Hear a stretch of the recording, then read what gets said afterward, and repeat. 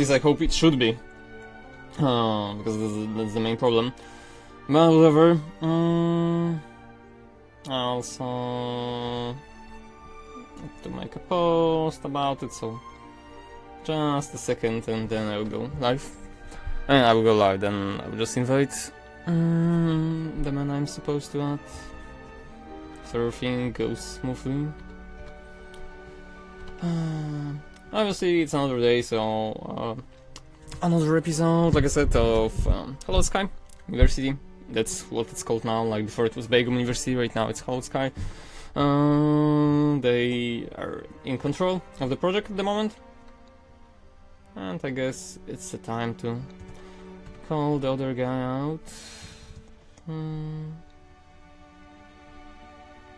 Oh wait, I wanted this link to be my Twitch. Yeah. Okay, so calling him right now.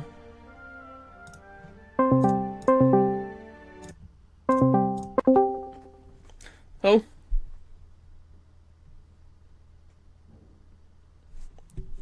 Hey, can you hear me? Can you hear? Oh, okay, great. I can hear you now.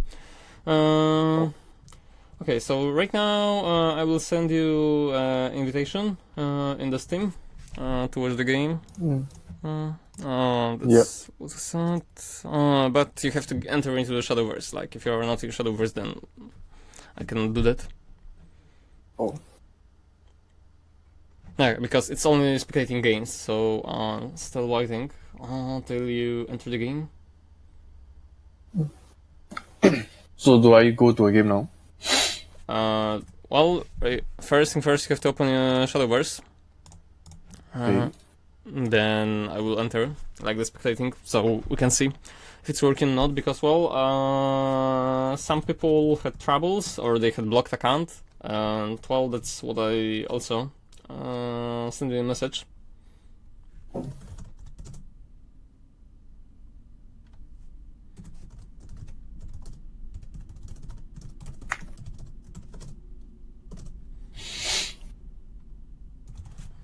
Okay, so I will send the request right now. Okay, it's waiting for a response, so I should be able to spectate the screen soon enough.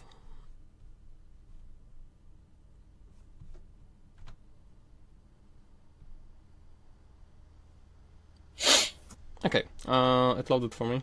I mean, it's still loading, but I can see it clearly now. So first thing first, what is your current goal? Like, what you want to achieve, and how do you see yourself going in Shadowverse? Probably just AA right now. I've been stuck in A for maybe 1 month. Okay, and for how long are you playing the game? Like, when did you start? End of ROB. Okay. Because the thing is, you said you played for a month, but on your Steam there's like 65 hours, something like that. No, I so play on, you play on mobile, mobile. I suppose. Yeah. Okay, Mobile. it's fine. Oh, also another thing, like I should mention it in at the beginning. My English is not perfect, so if you don't understand something or want me to repeat something, just feel free to do so. It's not my first language, and I suck at it, so. Okay, anyway, so frankly you said AA, so it's already a little flaw in reasoning, because it's like the ranks in this game doesn't matter. It's a thing that I repeat to a lot of people, but you shouldn't aim to get a certain rank. You should rather aim to learn some things or just become better, because rank will come eventually with the skill. So if you are playing better, making less mistakes and stuff, then you will rise. Like, that's a natural outcome. You play better, you win more games, you are getting better rank. But if you instead fixate on, like, I have to win this game because this is the promotion, because then I will go and get rank and such, then you're setting your goal on a certain rank, and it's not good.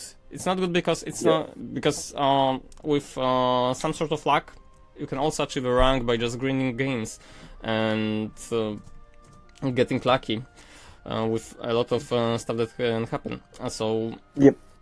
just rather just change your approach to you want to learn something or you want to become better, something about this, because in all of card games people are like, I want to get legend, I want to go to rank 1, I want to get to this and this rank, and it's not like you can get there by doing nothing. No, you have to work and improve. So I know it sounds like a generic stuff, but it's something that will add up. Like all of the small things are adding up, and they're making a good outcome. Yes. Okay, so you said you were stuck on A for around a month. What decks were you playing? I play NEP. Okay, and only NEP, or did you try any other deck or played with another deck? NEP and Mirror and Shadow. Huh? That's fine. And another thing is, what was the reason? Like, why did you play NEP? I actually liked it since the start actually, but didn't have the cards. So when the pre-build came, I just instantly bought her. Okay, so what is like the status of your collection? You don't have too many legendaries to build other decks, or? Do you want me to show my legendaries? Yeah, it will be perfect. So then I can get a grasp. I also play End Rune, Neutral Rune, but Neutral Rune is pretty stale in my opinion. Neutral Rune right now fell out of favor a little, but Neutral as a deck is still really good, especially Neutral Haven. It's one of the top tier contenders. I don't play Haven.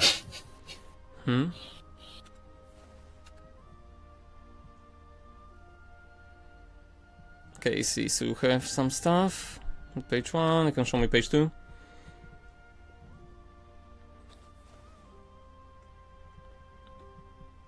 Okay, so all in all, it doesn't look bad. I mean, some legendaries like Ginger or Hero of Antiquity or Roland, right now currently they are not used, but I won't tell you to dust them because the expansion is coming out next week, so we don't know yet what cards might be useful and what cards might be not useful, and crafting some decks at this point could be pointless. So if you were playing Neptis, then we can at least play Neptis, because I suppose you can complete every version of the deck at the moment with the pre-builds and stuff. So what version were you playing? Like, can you show me or send me the deck code? The greedy version. Give me a moment. The deck code will be perfect, so then I can get a look at it. But the thing is, that might be one of the reasons why you were stuck. The Neptis Shadow being a deck, like playing the deck, might be one of the reasons. Because currently, and obviously I keep face problem with Frog Sword is really annoying. Yeah, Frog Sword can be a pain sometimes, and well, there's a lot of decks that can be a pain. So fast neutral rune, fast sword, even neutral sword, even ramp dragon sometimes can finish you off easily, and then you will have no problem at all.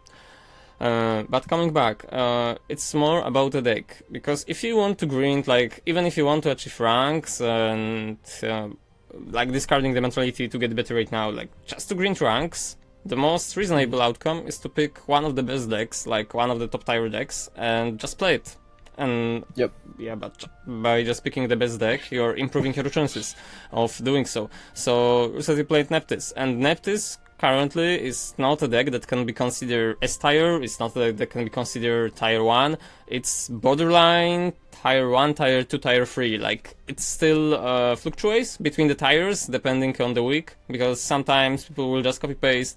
Well, people will always copy paste decks from the internet, and the meta on the ladder will change accordingly to your rank, on the week, and to the tournaments. So, because after every big tournament, we can see the uprising of the decks that were popular, uprising of the decks that were victorious, and obviously just copying the build. So, for example, after the Rage, finals, they ended, then you could met Control Blood on ladder, and people would just copy paste the Control Blood with the Bahamut, with the Tempter's Umpire, and before it wasn't so common. Same goes for the dimension shift. There's way more dimension shifts right now than it was 2 weeks ago. Week. Yeah, last week too. So people just copy paste, and the Neptis is not the greatest deck out there, and it's not the greatest deck out there on tournaments. But because you can create Neptis only at the moment, then we just have to work towards the best version of Neptis. And right now, as your deck list, did you create it yourself or did you copy it from the internet? And if so, I then created it myself. Okay, and do you have any experience in other card games, or is Shadowverse your first card game? I play Yu-Gi-Oh! And Hearthstone. Okay, so in Yu-Gi-Oh! And Hearthstone, were you competitive or you were just playing them? Hearthstone rank 10. Okay. Yes, that's all.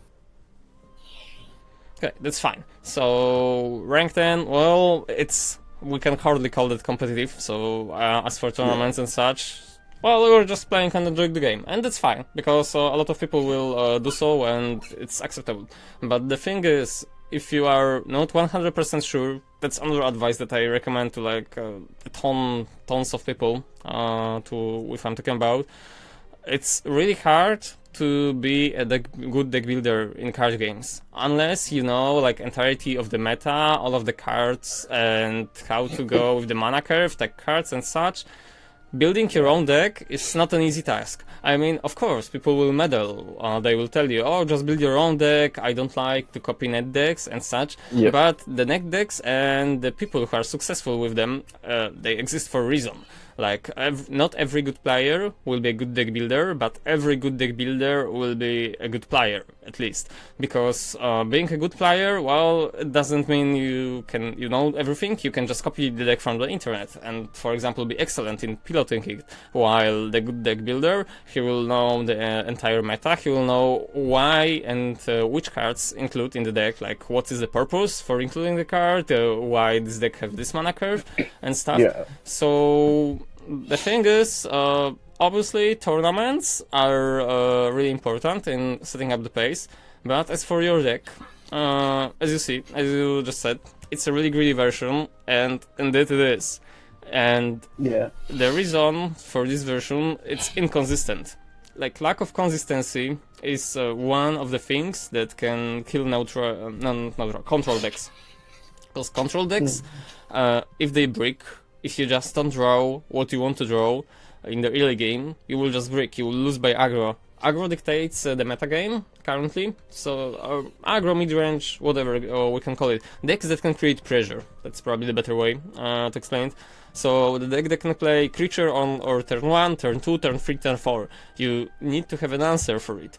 But you also need to have an answer for the stuff that might happen later in the game. And in your build, you got both Kawi and Immortal Tain at the slot of 7. And that's the first inconsistency. If you would only play Underworld Watchman, then with Neptis, you are 100% sure that you will get the Kawi and that you will be able, assuming obviously the empty board and such, so you could go for creatures or whatever, that he will be your only 7 drop, and he is really good in getting out of tricky situation. He's really good in healing you and sacrificing opponent's creature. So if there is a moment in the game where you play Neptis and you get Immortal Tain instead of Kawi, sometimes it might be the play that is losing you the game, because sometimes you will need a clutch. So in this scenario, the best way would be obviously to look at the Neptis deck that were successful in the tournaments or just in the internet, and then 2, 3, 7, 8. copy them. 2, 3, 7, 8, right? Yeah. 2, 3, 7, 8. That's what most of them are playing, and there is a reason for it. And other thing is Phantom Hole. Like, Phantom Hole in your deck feels really awkward. Obviously, I get it. It's a perfect card. It's for the extra chip damage.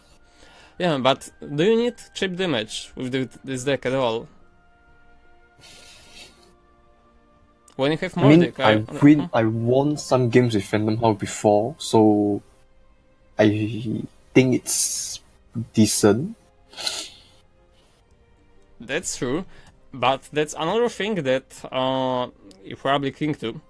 You remember that you won some games with it, but in other scenarios, I don't know how many games are you playing in the week. Can assume? Like, are you playing 50 games per week, 100, 150? Like 20, 50 maybe, one day, 2 hours probably. Okay. So that's not too much, but it's still a fine amount of games. So especially with Phantom Hole, most of the times you won't remember the games where you lose because you draw a certain card. Because that's like what the people do. They will remember the games where they won because of something, but when they lose, they don't exactly remember everything, and sometimes it's really hard to judge like why the match was lost unless the replay is analyzed. But Phantom Hole hasn't struck to me a successful card, like the card that would fit the deck, because it's more of an aggro shadow card, and in Neptus, when you already have Mordekais on the board, it's already a board that can be just won by sheer power of the Mordekais alone. The other thing is the Phantom Hole, yeah, it's a cheap damage, but you have other cards in your deck that you can deal with most of the stuff from your opponent. So it's just not needed. Just not needed as a card at the moment. Other thing is Death Ledger. Death Ledger was really popular way before. Right now, it's not as common. Like the guidelines for this would be the YCG decks, because Asian tournaments are obviously more competitive than the Western ones. So in Europe and in America, people playing tournaments and the metagame is different because the competition is different too. Like, majority of the player base, I would assume about 70% is from Asia, or even Japan alone can be as a region, while the Western scene is really small in comparison. So obviously, if there are decks that are successful in harder environments, so in Asia or in YCG in Rage, if the deck is successful there, then we can assume that the deck is simply better because it withstands the more players, more decks, whatever stuff it was. As a guideline for the current week, because meta shapes every week in this game, and with every week you have different meta game, and that's in Shadowverse we have nerfs and buffs every month currently. So every month they will make changes. Then the first week people will experiment with things. Second week, most of the time people will just try and counter the best deck from the week one. And then finally on the third week and the fourth week the meta will stabilize a little. Then we have another nerf and buff cycle, and it goes all over again. So that's the cycle and how it goes. Right now it's really hard to prepare for the future. Obviously because the new expansion is coming, but for the next Saturday, if I'm not wrong. Yeah, but for the next week, if you just want to copy paste a successful deck, like Neptus deck, you can copy the one from the Yacht series. I will send it to you now. That's the link with the most recent scores of the tournaments, and you can see that the majority of the shadows is Mirroring Shadow. Like, that's the deck that's a driving force of the class. The Neptus is really not common, but some people finished with Neptus. Like, they were included there. That means the deck can shine, and sometimes it will win some games, and when piloted correctly, it can achieve high places. Obviously, it wasn't first, second, or the third, but still getting there as an archetype that's different, it's still a feat on its own. So it's free to assume that if you copy the deck from this, it's still gonna be better than the one you made for yourself. And you can already see the differences. In this deck, like the first Neptus I'm talking about, so it's 17 of the September. No, sorry, it's 10 of September, so it's 2 week long, but it's fine as a deck. So for this one, okay, wait a second, I guess we can... also check the other one, because there was some more The recent 17th version. September runs Execution.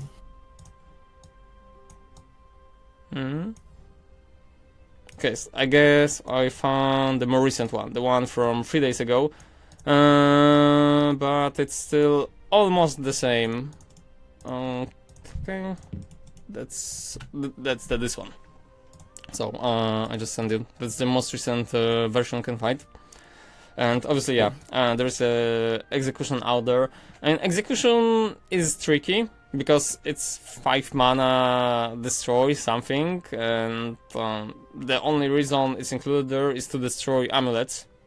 Like there is no other reason for the card to be there, but it's just a tech card. So it can destroy Polyphonic Roar, it can destroy Blood Moon, sometimes Mask of the Black Death. I mean, there is not a lot of amulets that are currently seeing play too much, but you can also all disrupt Shrine Rune for a little, so I guess that was the main reason, because if he wanted to just destroy creatures, he would take Dance of Death. But on the other hand, you don't need this additional 2 chip of damage.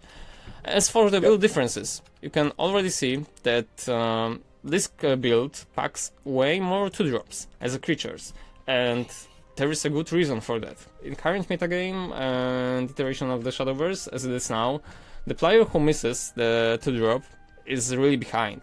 And when you can play your 2-drop as a creature, so Lyriar or Unicorn Dancer, the 2 and 2 can easily contest the board, assuming you are going first. If you were going first and you play your creature first, you have the luxury of choosing to just trade with your opponent's creature or go face. And assuming you would play something like 1-2 on his first turn, you can kill the 1-2. So having more creatures is also a reliable stuff. As for the Gormot Emperor, it's a one-off, but if you draw him, you are always fine. As for the Voices of Resentment, that's what I would call its more reliable version of the Phantom Hole. Sure, it only summons 2 storm creatures, so it's not enough. But on the 8 mana, you can destroy 2 creatures, which is really good. Yep. So it's flexible card, and as most cards with enhanced effect in this game that are successful, so Breath of the Salamander for the Dragon, or Falis, Leonardo Mage before nerf, or Baphomet before nerf. Like, the enhanced cards are so good and so flexible that they are usually targeted by nerfs. So Falis got nerfed, Baphomet got nerfed, Lightning Blast got nerfed, Grimnir got nerfed, and all of these cards are enhanced cards. So this just shows that the effects are really powerful and they want to minimize some things. Obviously, maybe they will buff something in the next week. We don't know it yet, but yeah.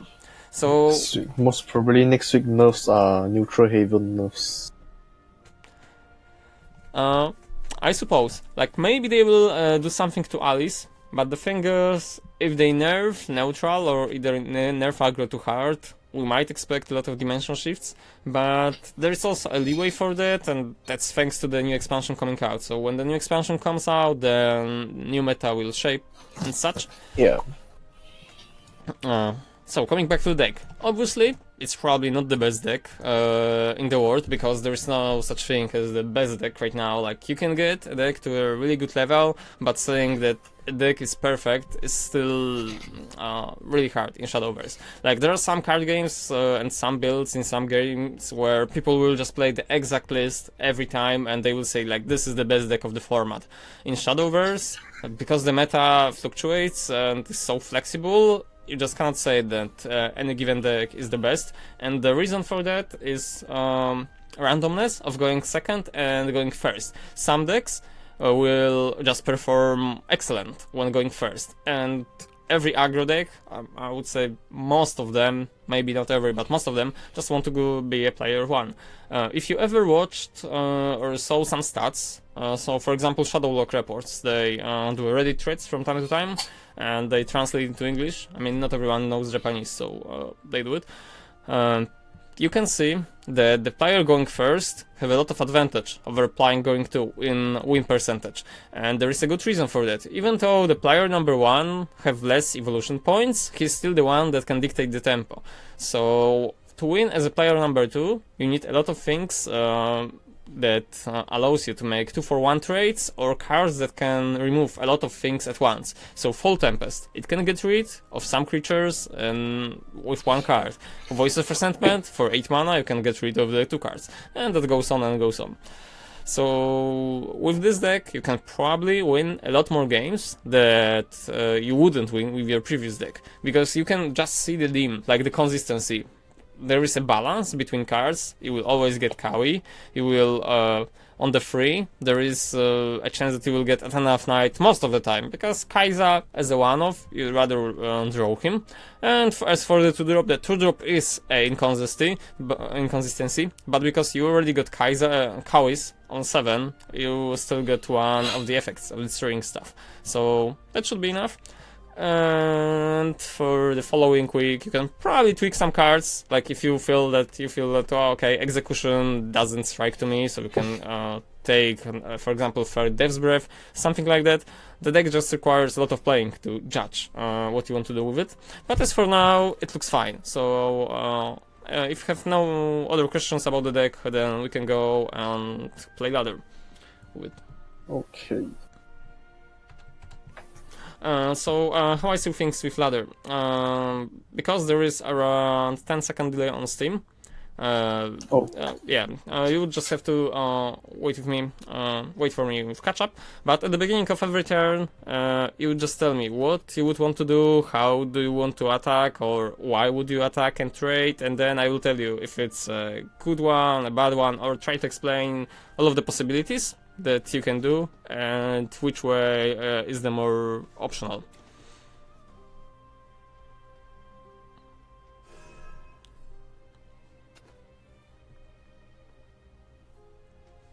And as for the starter hand, the mulligan phase, that will also be the same. You just tell me what cards would you keep and what would you throw out.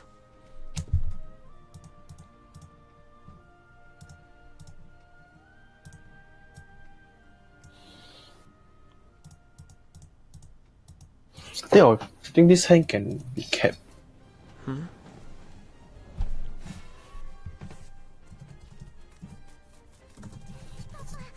This hand, I don't think you need to throw anything away. Okay, so in this hand you can keep everything. Like there is no reason to throw any cards. You are going first, you have Lurial, so you can play creature on 2, you can kill something with Undying or something, you have Attendant of Night to play on curve, so it's fine, just keep it and let's go forward.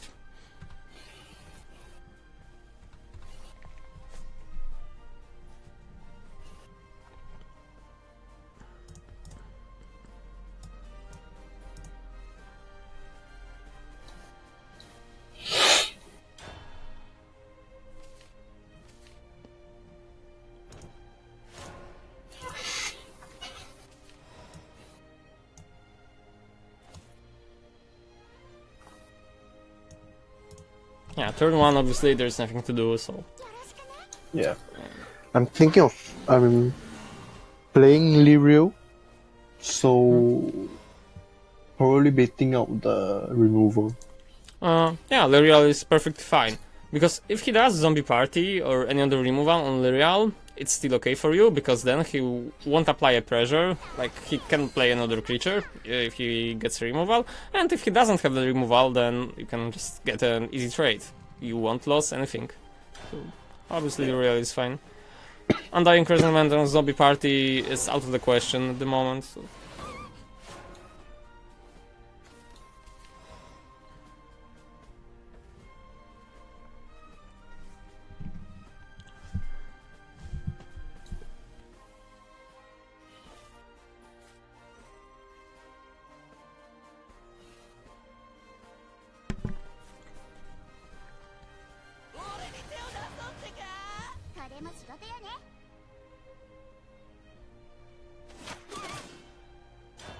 Well, you could tell me what you're gonna do. Because right now, you messed up. You should totally kill the Skull Beast. Wait. You are not an I'm aggro thinking deck. of Zombie Party Soul Conversion. Well, but you are not an aggro deck. You are not a deck that applies pressure. You are playing a deck that's more of a mid-range / control, so this 2 points of damage doesn't matter at all on the course of the game, but this 1-2 that your opponent, like, he just dealt 1 damage to you for free. So at least on this turn, kill the Skull Beast. Because that's something that you have to do anyway, like you would have to kill the Skull Beast eventually. So just do a zombie party on Grimir and Lyrial into the Skull Beast. But you should just kill the Skull Beast on the previous turn. So this turn wouldn't be so miserable. Anyway, your deck have no recovery besides Kawi. So Yeah.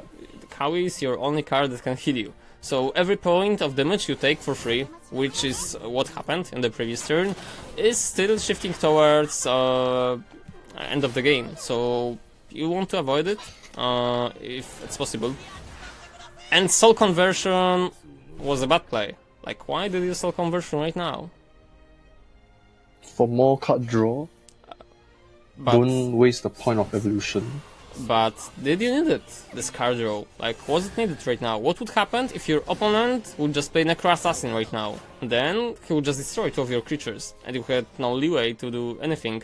Because treat the like, this was the perfect situation. You had Lurching Corpse, you had Attendant, so it was a 50-50 chance that Attendant would just die to the Lurching Corpse effect. Then it would be for free. And right now, he still have a Lurching Corpse, and the chances are that when you kill the Lurching Corpse, he will kill your 4/4. So you didn't need to draw more cards. Like, you were not in a situation where you have to be fast. You still had removals, and right now it's really tricky, to be honest. This turn is... Do I trade in this situation? Okay, so to get the best out of this, you attack him into his face for 4, then you evolve L'Oreal with the 1 ping, you shoot into the Prince, the Catacomb Prince, and then you destroy the Skeleton.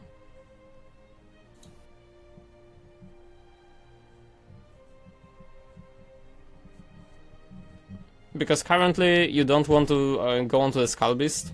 That's a pointless thing to do. So we just want to remove his ability with the shadows and such.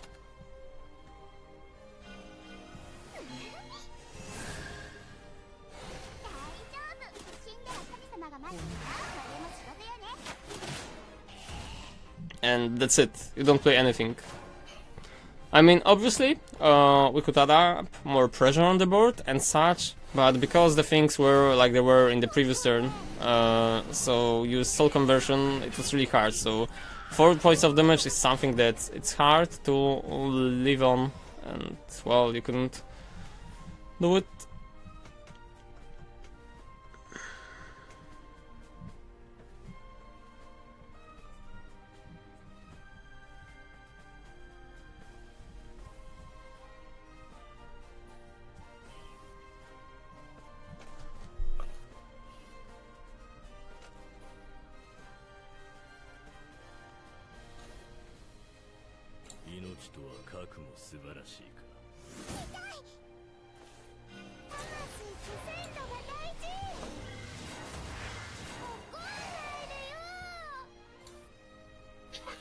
Okay, so don't play so fast. You can tell me before making a play happen. Like, that's the point of it, I suppose. So we can learn some things. Right now, doing 4 damage into his face wasn't something that you wanted to achieve. Like, what you wanted to achieve is at least full board control, and you had many ways to do so. I mean, you were lucky that his Lurching Corpse missed out, but in case the Lurching Corpse wouldn't miss out, then you would be in trouble. The other thing is, you just lost your last point of evolution, while your opponent still had 2. So you were in a really troublesome spot, and the only thing that is saving you is the fact that you top deck Kawi. Like, is your only saving grace at the moment, if you were to do so. Because the previous turn, you can simply destroy 1 of his creature, play Lurching Corpse, then play Soul Squasher. So there would be a chance that it would heal the Lurching Corpse. Then if it didn't, you still had Demon Eater. So there was multitude of options that could happen, and that could just solve his board without you wasting an evolution point. Right now, without the evo point, it's gonna be hard for you, but it's still manageable. you can still clear his entire board on this turn, and that's what you should do. So you could attack into his 2-3 zombie, then use Little Soul Squasher on the evolved one, and then use Undying Resentment on the last one. So you would leave the board clear.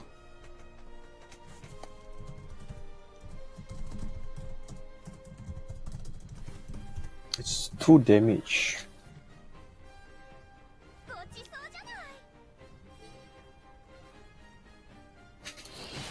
Because I was thinking of just putting Corey.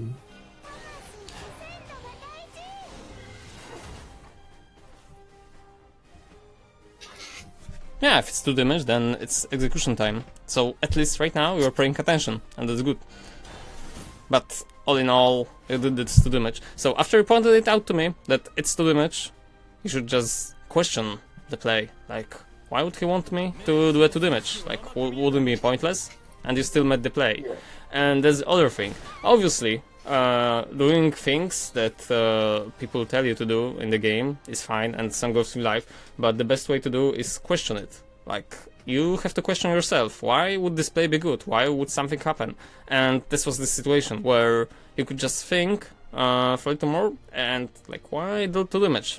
Because this game is still going in an awkward position, and obviously I didn't want to mislead you, but because you made so many turns before, like, without saying things and that were miserable, then at least on this one we could catch it. Whatever, it doesn't matter right now. We can focus on winning this one. So you have a lot of options. Drop Corey. No, dropping Kawi is not execution Corey and trade Scosortion to the zombie. Yeah, after you trade with the zombie, then you can use execution on Kawi, and that's it. Like, you don't need to play anything else on the turn. Because playing Lurching Corpse is simply forcing your opponent to play a removal, and you don't need it at the moment. Yeah, he might have zombie party and fill the board. Yeah, obviously. So, just kill his zombie with the Soul Squasher, then execution on Kawi.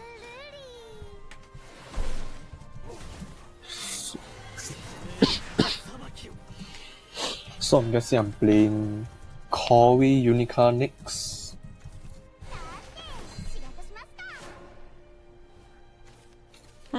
Yeah, so right now you just play Kawi, like you said, and Unica. Because he's forced to kill Unica, otherwise Unica can kill you for 2. Yeah, that's a good one. So Kawi and Unica is perfect. With Lurching Corpse, you don't need it yet. You also have so many sacrifications in your deck, so for example, Soul Conversion, Demon Eater, things that can sacrifice a creature. So Lurching Corpse you can still stall. Also, there is not a creature in his board right now that you need to get. That you need to get right now, and yeah. All in all, you're still lacking only 1 shadow from Death's Breath. And Death's Breath is something that can stop a bit of aggro. But your opponent is playing either the mixed deck, or he's playing... His build is really something that I would call a random pile of cards, because he had Kawi, but he also had Goblins. Playing Tyrant.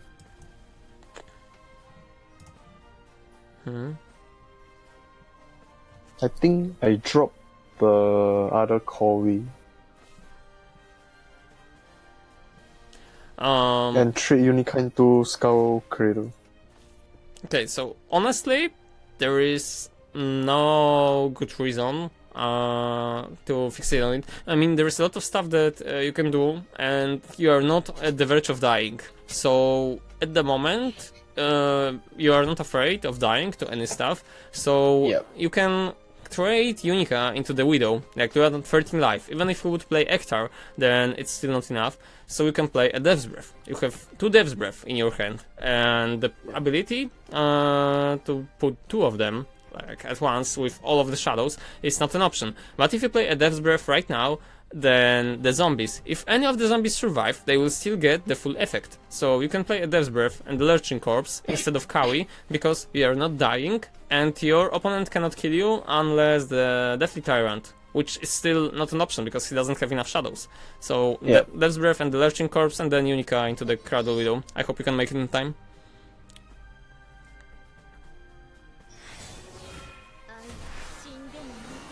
obviously, the Death's Breath is just put 3 zombies on the board. It's not a good thing, but it's still something that you can take advantage of. So your opponent has something on the board and he's at 9. That's the other reason that we can consider. Cerberus alone is not enough.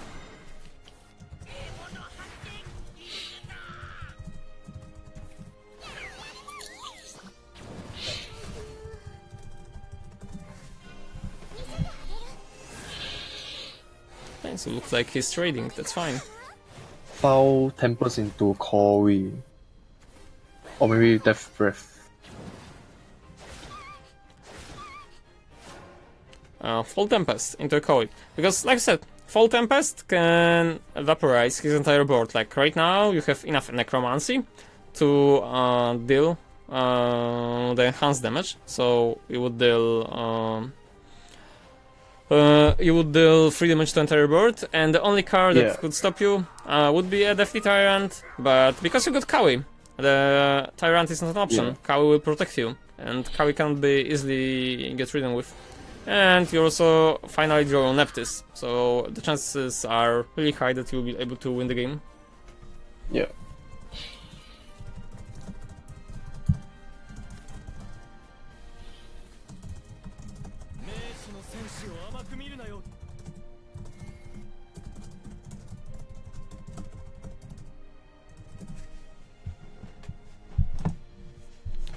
Oh no.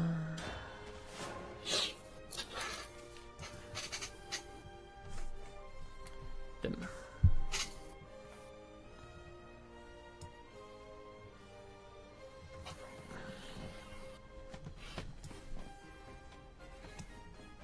He's thinking about surrendering. Like, there's not too many cards in the game that could help him get out of it. Yeah. Okay, and for the other questions that you sent early on, so not really finding success in neutral rune, because I assume N rune is neutral rune. The deck in current iteration is not as strong as it used to be. Like, it fell down in favor, but it's still a really good one. So if you end this, then you can play some neutral rune back later on, after playing some games with Nep. But Yeah. As a wall, it's not a top tier deck. And the other deck, when to go face and when to trade. That's the questions that cannot be answered by in this situation you trade, in this situation you don't.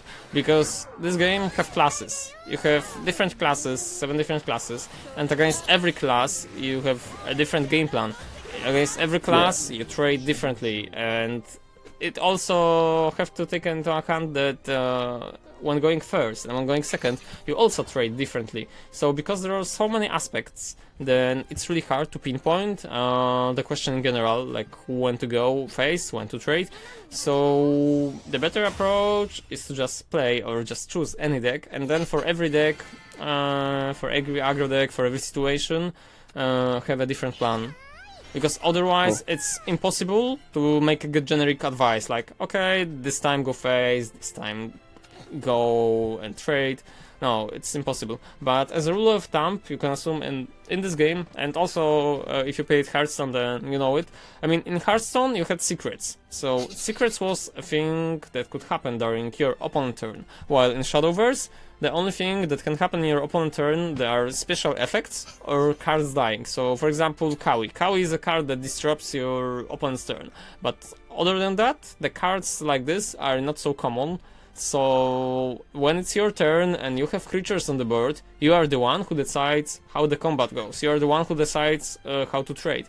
So when you have more creatures in an aggro versus aggro, for example, then you can dictate the pace of the match, because you can choose, okay, I will kill your creature, this, and this, and with this I will go face. So the more creatures you have, the more board control you have, the more influential it can be during your turns, and you can simply secure your advantage. While if you're lacking in creatures, then when you are behind, it's really hard to decide. Because when you trade, you're still behind, because you trade 1 for 1. So you either have to make trades that you play 1 card and he's losing 2 or more, or just risk it all and go face. if your deck have means to finish the game, because every aggro deck or every mid-range / aggro deck will be different.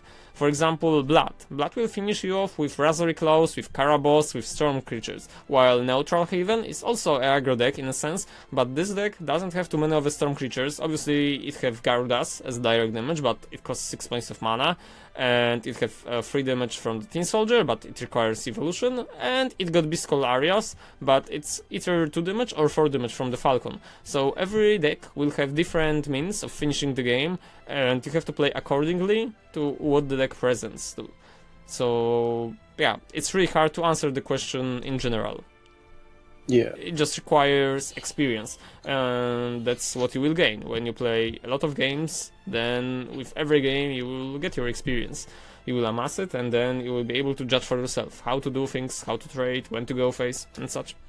Okay, so you can start next game, unless you want me to elaborate on the question more.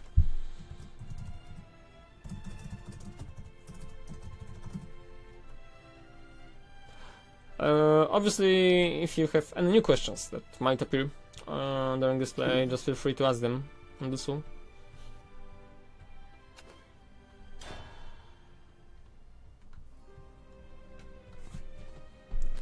I mean, that's why I'm here for, just to help and such, so.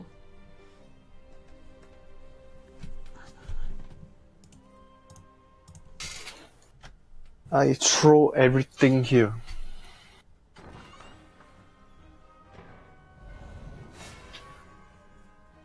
Wait a second. I mean, there's no point in keeping all of them.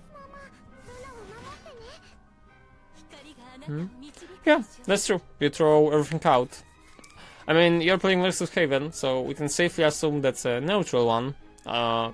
And that's the other thing. When you mulligan on ladder, because ladder is different than tournaments. So in tournaments, you will have some insight in your opponent, and sometimes you will know that, okay, this player favorized this deck, or my friend played against this player and he knows exactly what deck he's playing.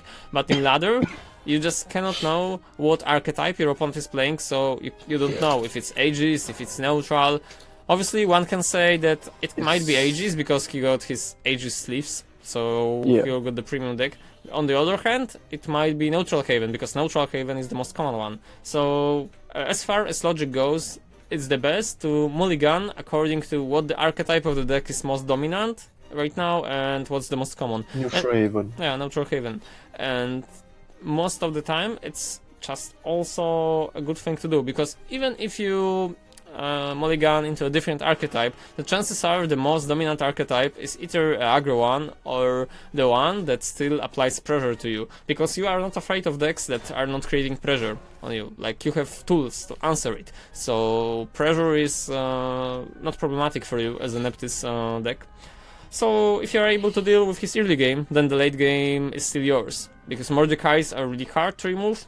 Some decks will have answers to Mordecai's, but others will not, and that's the card that can single-handedly carry you through the game. So if you mulligan against Neutral Haven and he's a Neutral Haven, then it's perfect. So I think I played Lurching Corpse right now, because there's to counter pressure. No. I mean, it might look like it, but it's turn 2. You still have no idea what your opponent is playing. So if you play Lurching Corpse, and he will play Blackened Scripture, he will banish the Lurching Corpse without any effect at all. You wouldn't achieve anything. And Lurching Corpse is only 1 point of damage. It's not a Lyrial. Like, if it was Lyrial, then you could play Lyrial on the turn 2, or Unica, because 2 and 2 creature is always good. But Lurching Corpse is not good on its own. Like, you can play it, and then you can do nothing about it. Like, you have no soul conversion, you have no the monitoring head. If you had any of these cards in hand, then you could wait. But because you have none of these cards, like, they are not present in your hand, there is no point in playing Lurching Corpse. Sometimes it's still better to wait with the play and see what your opponent is playing, so you can act accordingly. And we already established that you don't need to be fast. If he plays a creature on the turn 2, you can answer it with a zombie party, and that's perfectly fine. If he played Lyrial, it's probably Neutral Haven. It might be, but even if you would play Lurching Corpse, you still won't be able to attack into the Lyrial. So yeah.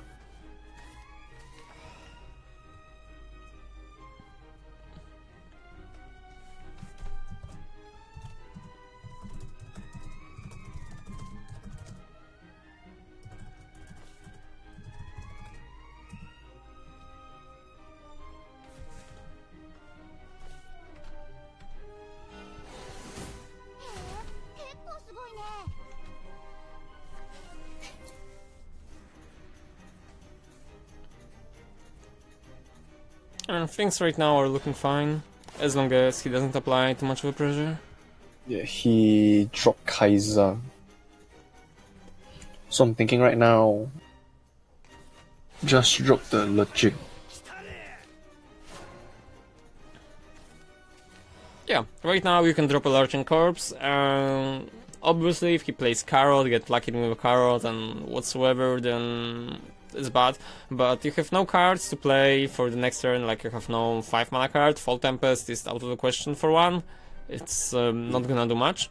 And obviously not gonna kill anything at all. And Kai'Sa simply confirmed that he's the neutral, because Luriel is still a card that you will see in a lot of decks. Like, cards on its own is so powerful that it's included in mid-ranges, aggro, some controls, just because it's 2 mana 2 and 2 and the evolution is +1 damage into something, so that's the main reason of Luriel. Because she's neutral, that's also another thing why Kai'Sa is used like only in neutral decks. I mean, obviously you will see it in Neptis, but that's because this deck is really specific and meddle with your deck and with the mana curve and such. But Kai'Sa is strongly indicating he's neutral, so you can just pray that you will be able to draw something that can answer at least some of his board. Because Fall Tempest would be good, but not in this situation.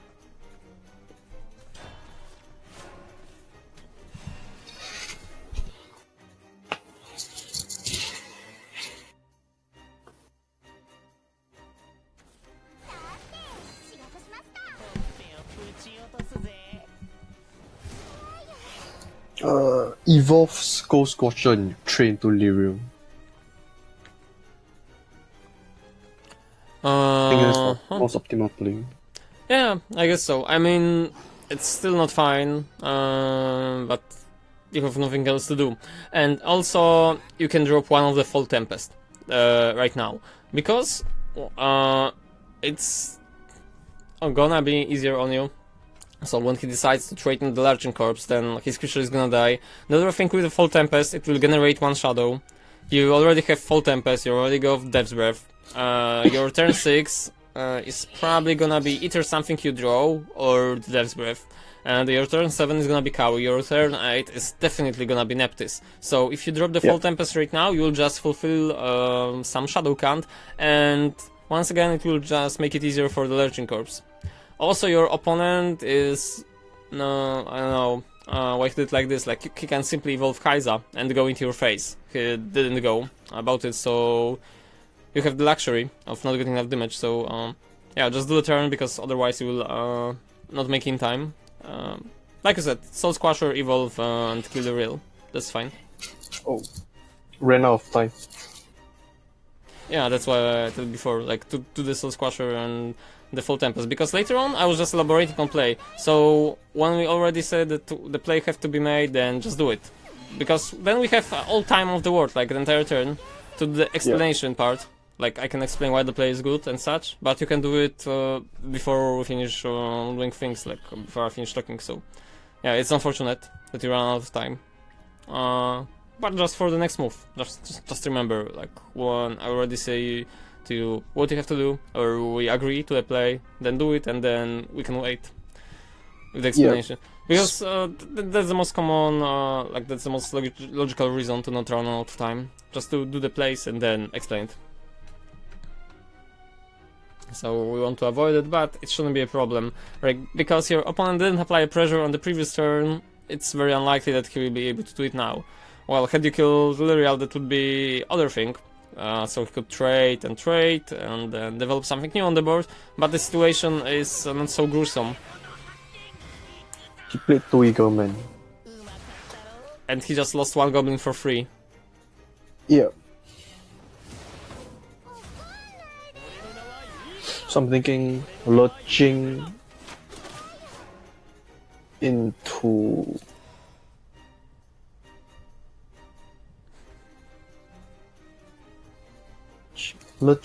Death Breath. No. That's not what you want to do. I mean, you are still lacking the evolution points. But the thing is, you can do the stuff differently. So with the Fall Tempest, you can get rid of both the Goblin Princess and L'Oreal. So it already makes your Lurching Corpse better. So first thing first, you can cast Fall Tempest, and then attack with the Lurching Corpse and see what is the effect. And if you do not get Eagle Man, you can cast another Lurching Corpse and sacrifice another Lurching Corpse. So that way you will be sure that you will clean his board. So do the Full Tempest first, and then attack with the Lurching Corpse onto Eagleman. Yeah.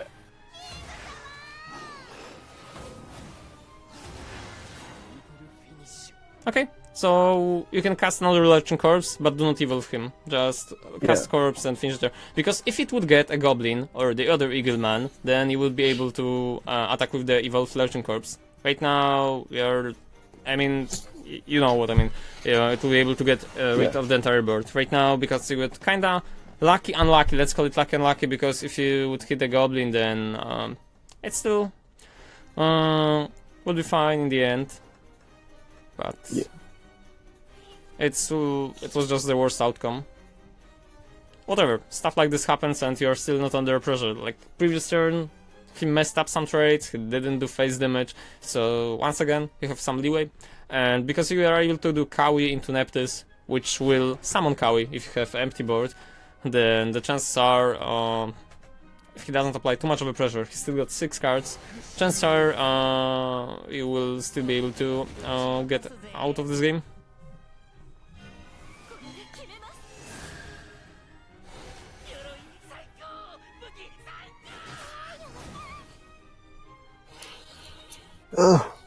Lurching hit the worst possible target.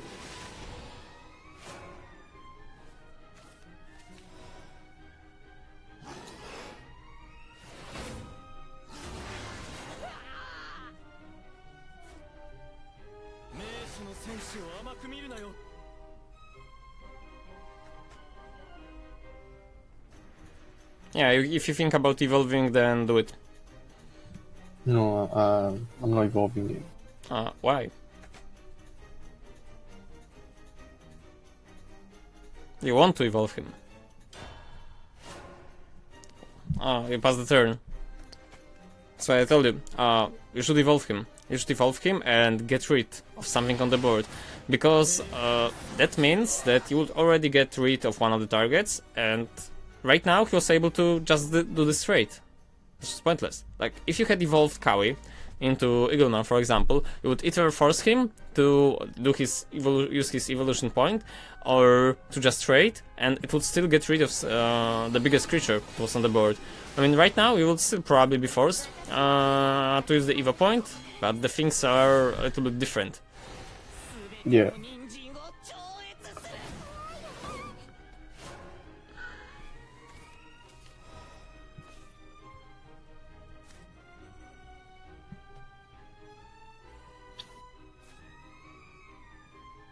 I will have to go with Neptus, there's no other play. Yeah. Both his lions are dead right now.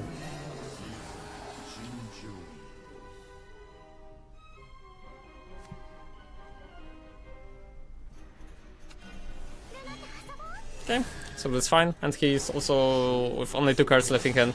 So we're a little lucky that you got Lurching Corpse, and that RNG of the Lurching Corpse was perfect.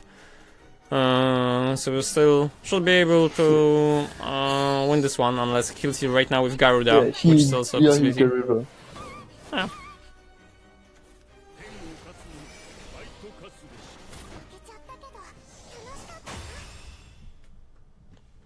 So this is the effect of not evolving Kawi. Like, had you evolved Kawi, he would be 1 creature less on the board, then his trade would get 2 creatures out of him, and he wouldn't be able to finish you off. Like, this evolve right now didn't matter too much, because, well, you got rid of the Eagleman that the Kawi would take 1 turn ago, and right now Garuda wouldn't finish you. So, like I said, don't play too fast. Tell me about the play you want to do, or what's your reasoning behind it. Like, when we still got time in turn, we can avoid such things. Because right now, it doesn't matter if you win or lose games, it's irrelevant. Like, points do not count. as long as you learn something, it's still gonna be beneficial on the long run. So even if you lose, for example, 1,000 points, 10,000 points, if you gain the knowledge, then you'll be able to bounce back and win even more. So that's the thing, but obviously, if we are able to avoid by just simply talking, or by you telling me the play, then we can avoid losing games. So on the long run, it's also a good thing to win some chests and such, like everyone is chasing chests at the moment. So right now my board is Unica, my hand is Unica, Cory, and Attendant, so I'm throwing Cory away. Yeah, Cory away, keep Unica and Attendant. Even though they are not super powerful, they are just fine. You can play turn 2, turn 3. That's nothing wrong with it. Even though you are playing versus Dragon, and Dragon is really tricky. So some builds of Dragon will have way to deal with Mordecai. Some crazy guys are attacking Odin, and some of them are playing decks like me. So I used to play a lot of Queen with Genesis Dragon and Chariot, for example, these days. So this deck can take you down from 18 life, and it's really hard to overcome it, because it happens in one turn. But assuming it's just a normal dragon, then the moment you put Mordecai on board, his life is getting more miserable with every turn. Because right now I'm not sure what to play, Lyriel or Unicorn 2. Okay, so on 2, you're playing versus Dragon. So Dragon is not gonna apply pressure on you unless it's aggro 1. We don't know if it's aggro or not, because Ivory Dragon might be aggro, might be not. But Unica is still better as a turn 2 most of the time, because Lyriel will have additional effect on evolution. So if you save Lyriel until your Evo turn, then you can always get advantage out of it, while Unica will not. So Unica is a better vanilla drop, you can drop her on the turn 2. And it applies to most of the decks. When creature have additional use or additional effect with the evolution, it's better to save it when you have the ability to choose between two. Like if you had no Unica, Lyriel is the play, but because you have Unica, Unica is the play. She still needs to survive to get her effect done, so the matches where Unica actually survives, in the late game at least, are either the games where this health will not matter, or either the games where your opponent will not care. So that's when she's gonna survive on, in some rare chances when he doesn't have an answer for her. But all in all, saving something that have a really good use of evolution point is on the way. Probably turn 3 is Attendant, because that's the only thing that's decent. Not quite. I mean, every turn you're free to do Attendant Soul Conversion, like every turn starting next turn, but your opponent just started applying pressure to you. You have to get rid of this pressure, and Attendant of Night cannot do it. So this turn you can play Lyriel, because next turn, well, I played too fast once again, because this turn, had you play Lyriel, unless he finds a removal on his own, he would be able to get rid of the Ivory Dragon. And this Ivory Dragon, even though it's irrelevant right now, every turn he's chipping some damage.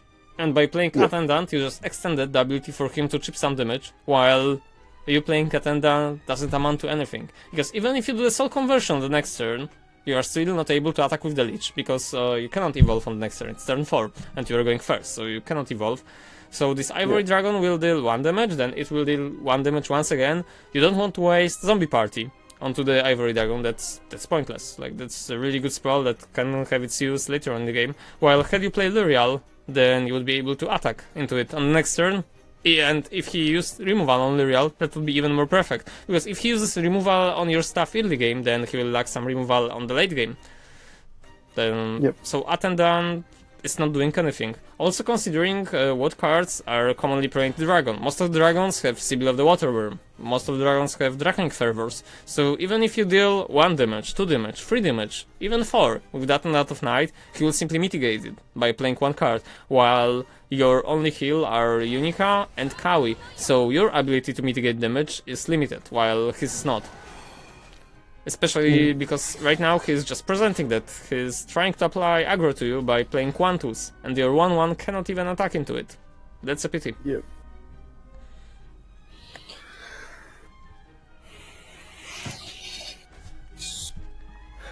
So right now I'm thinking actually Lyrio and Unica. Oh, Okay, so the thing is, you cannot play both of them, and the reason behind it is your next turn is your evolution turn. And what are you gonna do when you have no creatures that are able to evolve and attack? The answer is, well, nothing. So you can, or rather you want to save at least one of them. So for this turn, you can start by attacking his face with Attendant, then using Soul Conversion. You get 2 Soul Conversions, your hand is kinda short, so just attack into his face, do a Soul Conversion, and tell me what did you roll. So you can plan the next turn. Attendant and Corey. Okay, so because right now you got Lich, you can play under Attendant. And that's it. Just play Attendant and pass the turn. Because playing Unica would be fine, but only had you followed the Lyrial on the turn before. And adding Unica right now to the board when it's his Evo turn wouldn't be much, while if you play Attendant, you can still use Soul Conversion the next turn and then attack with the Lich, or do some other stuff. So Attendant on this turn is something that have to be played. And the good thing is he didn't ramp at all, so he can't play Sibyl yet, he can't play Draconic Fervor yet, and there is not so many cards that he can play and to efficiently use. Ayala, fine, he's losing Ayala.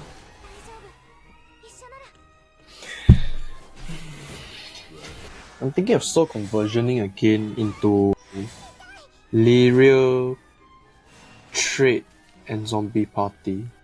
So first thing first, attack and then do the soul conversion. Don't plan behind it, because you will draw new cards. So that's the other thing you have to keep in mind. If you have cards that draw other cards or make random effects, first do them and then plan your turn. Like, don't plan forwards.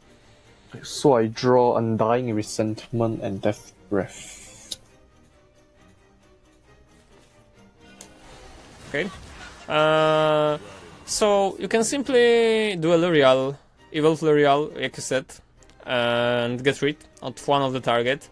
With the other one, with the shot of Lyrial, shoot one into one of his creatures. Doesn't matter which one, and you can use Zombie Party on the other. So this way you would leave your opponent with only one on the board. And the reason you're shooting a creature is obviously the Fall Tempest. So for example, when the turn with the Fall Tempest comes and you have no Necromancy and such, and his creature would somehow miraculously survive, then this 1 point of damage would be enough to take advantage of. While shooting his face, well, doesn't do a thing at all. Also, you are not in a bad spot. I mean, the perfect situation would be you drawing Neptis, but your opponent only ramped once, so he's still not able to do a lot of stuff that otherwise would be available to him through ramping. And your hand is not that bad. I mean, you have means to survive, you have no means to finish the game, you have no means to end it efficiently, you have no means of fighting. I mean, Zombie Party is a card to some extent that can deal with it, but your opponent is just playing a pile of cards. He's not playing a real deck. Yeah. Yep, he's playing really weird. So probably now it should be Death's Breath, because he has an empty board and Salamander can't clear any. Can clear only one of it. That's the thing that sounds logical, but it's not. So on this turn, you just play Unica and pass. And the reason for not playing Death's Breath is simply, what's the card that deals 4 damage for 7 mana? Conflagrate. And almost every dragon plays Conflagrate nowadays. So if you play Death's Breath and your opponent plays Conflagrate, you just play it into his hands. And you don't need to protect your face. It's turn 7. He doesn't have any storm creatures, well, besides Sahakel into Zeus. Something like that would happen. But these are the situations which are obviously not as common, and you got Kawi as your backup. So playing Death's Breath would simply allow him to use his removal efficiently, while you just want to have a way to refill the board. So assuming right now he would use a Conflagrate for 7, then you can play Death's Breath. Then you refill your board and you are fine again. But if you had played Death's Breath, then after he plays Conflagrate, you only got Unica and Larching Corpse, or Kawi for refillment. And they wouldn't be as good as it used to be, so you can just end the turn. Like with this deck, you don't need to apply pressure too much, you don't need to be so fast. As long as you take control over the game, it's gonna be it.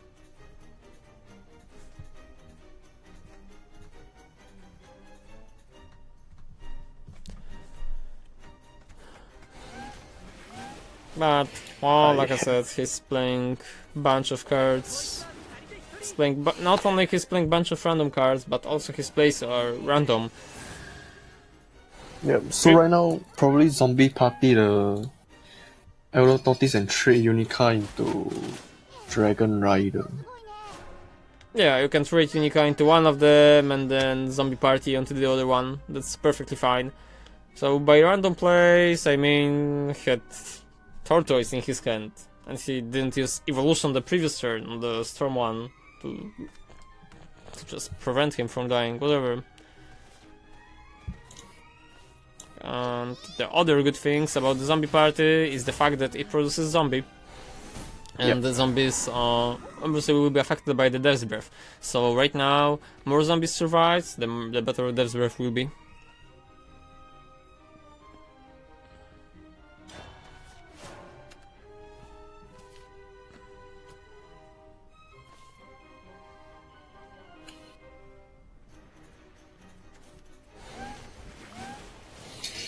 Another tortoise. Yeah, that's funny. So, do I trade into Tortoise and summon Mordecai?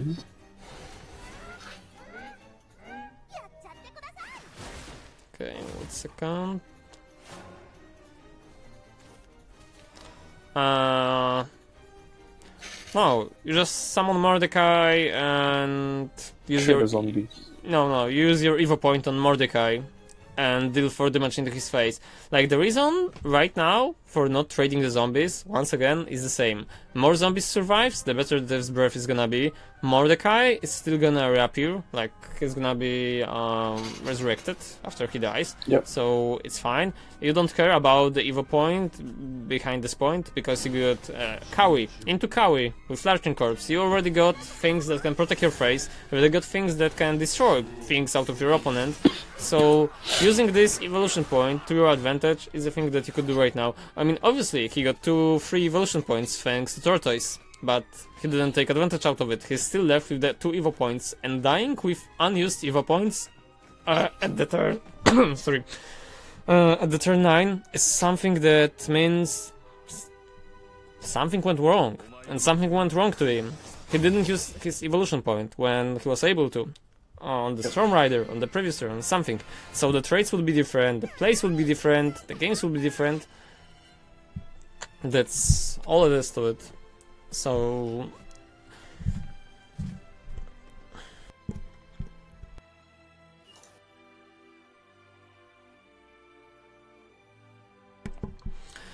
just coming back to it, the evolution points, this is one of the things that really comes with experience. If you play enough matchups with every deck, then you will know when you want to evolve, why you want to evolve, and what is the purpose. So if is the purpose of evolution just making pressure, or is the purpose of evolution in the matchup is to just create something, or to make a certain effect happen, or to prevent your opponent from something happening.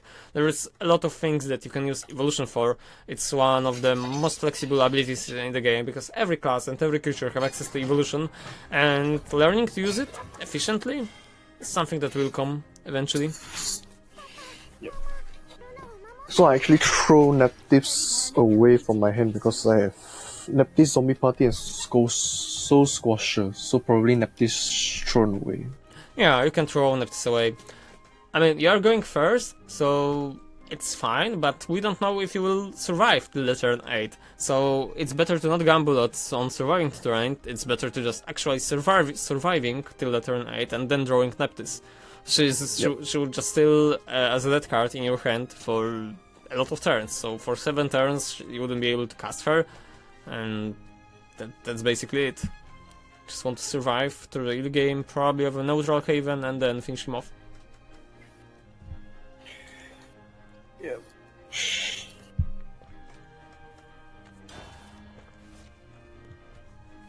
Alright, drop Secret Plea. It could be the slower version of Neutral Haven. It can be, but it can also be a control one. It can also be a storm with amulets. Right now we are not certain at all what's gonna happen. Yep. So I should drop Soul Squasher, right? Yes, you should drop Soul Squasher. Because first thing first, that's what's happening. Like, you're going first, so you won't be able to produce as much shadows. So you probably won't be able to answer with on his evil points, and Soul Squasher is adding some pressure. Sometimes you will be able to just add some points for free. It's the same case like with the Ivory Dragon in the previous game. If your opponent doesn't find an answer for the Soul Squasher, like you didn't do the Ivory Dragon in the previous game, that means you will be able to sneak some damage for free. Obviously, damage is not the most important thing right now, but just stopping his pressure. Right now, he cannot play a creature as a 1-2, because you can kill any 1-2 creature. If he plays a creature as a 2-2, then you have two choices of using a zombie party or trading. So, yeah. So he play Unicorn, thinking zombie party, the Unicorn. No, it's better to trade and play L'Oreal. And the reason for it is that zombie party can kill something that had 3 HP. I mean, that sounds vague and it's like obvious things is obvious, but assuming he would play Grimir, then you would have to play Voice of Resentment and you would still lose L'Oreal. So it's better to trade right now and you just play L'Oreal out of your hand, because the later the game goes, the better answers you will have. Right now you're limited to some answers and plays you can make, so you can prevent some of them happening, you can prepare for some of them, and when you have the ability to just use your cards like you did, so trading 2-drop for a 2-drop, it's an even trade. You're losing 1 card, he's losing 1 card. And had you used Zombie Party, it would still be something that would just save your creature from dying, and that's it, but you would lose the removal. And Zombie Party Enhance Effect can have its use in the later stages of the game, so because of Enhance Effect. That's why you shouldn't drop it. If you had Undying Crescent Man, then you could think about it, because Undying Crescent Man could deal only 2 damage, so that's different. But Zombie Party can deal with 3 damage creature, 3 health creatures, so yeah. Other than that, you have no place for this turn, so you can just end the turn. Yeah.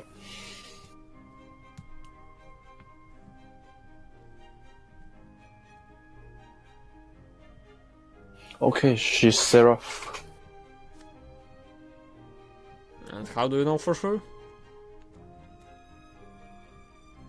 You're just assuming it's Seraph, or you just made a play that made you realize that it's Seraph?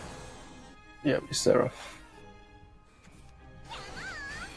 So I'm thinking Attendant and Undying Resentment. That creature. Yeah, Attendant and Resentment. But if he's Seraph, then you're not gonna win this one. Like, that's a pity. But it's not something that you can do about. Like, you have no ways of stopping Seraph. Your deck is simply the deck that will install to Seraph the moment he plays turn 8. Because your deck on the turn 8, the best you can do is play Neptis and summon a Mordecai. And, well, on 8, all he needs to do is drop Seraph and survive. So, if he indeed is Seraph, then this game is over. But you can also gamble on a chance that he didn't draw Seraph, or you will be able to do some pressure. It's still pointless to give up. So, Attendant and Undying Crescent Man is the play.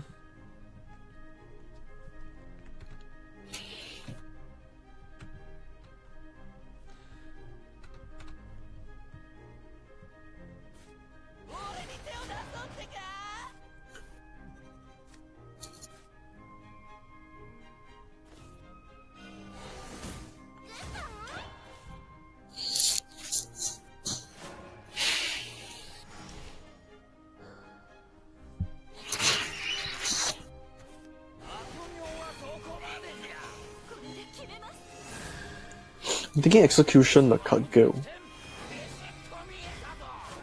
Yeah, it's totally fine. Like, with no other play that could deal with him as a 4-5 body, it's relevant right now because he used Evolution Point, and Execution is still a Destroy effect, so you don't want to use Execution on his amulets. If it was a Banish amulet, well, then it will be powerful, but it cannot. Yeah. It would be like Lightning Blast, and Lightning Blast costs 6, and it's not neutral, so that's why Execution is destroying instead of doing what Lightning Blast was doing.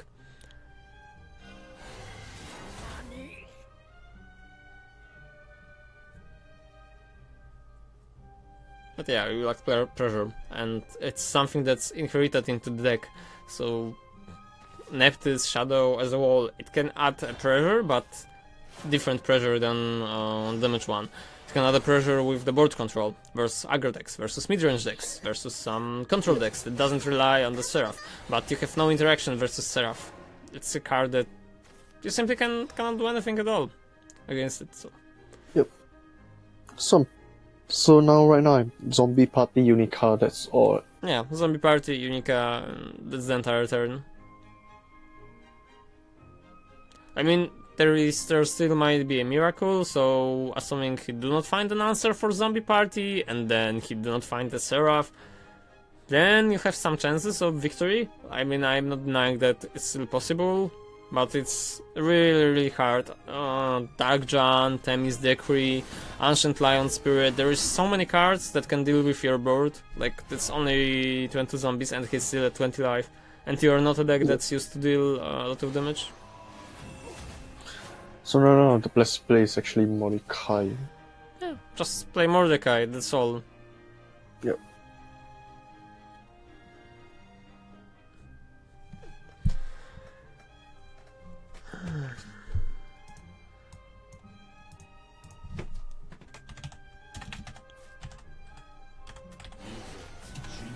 This game is probably over. If he drops Seraph, then it's over, but maybe he didn't find enough countdown removals.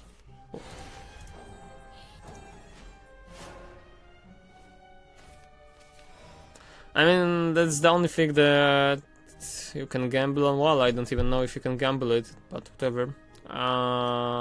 You will still have not enough damage.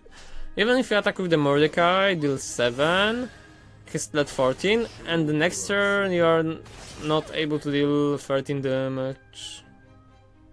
I mean, even if you summon Kawi, he's still gonna get rid of it. So we can play Kawi. But yeah, the game is Kawi and Unica. Yeah, Kawi Unica, and just pray for the best. That's the only thing that you can do.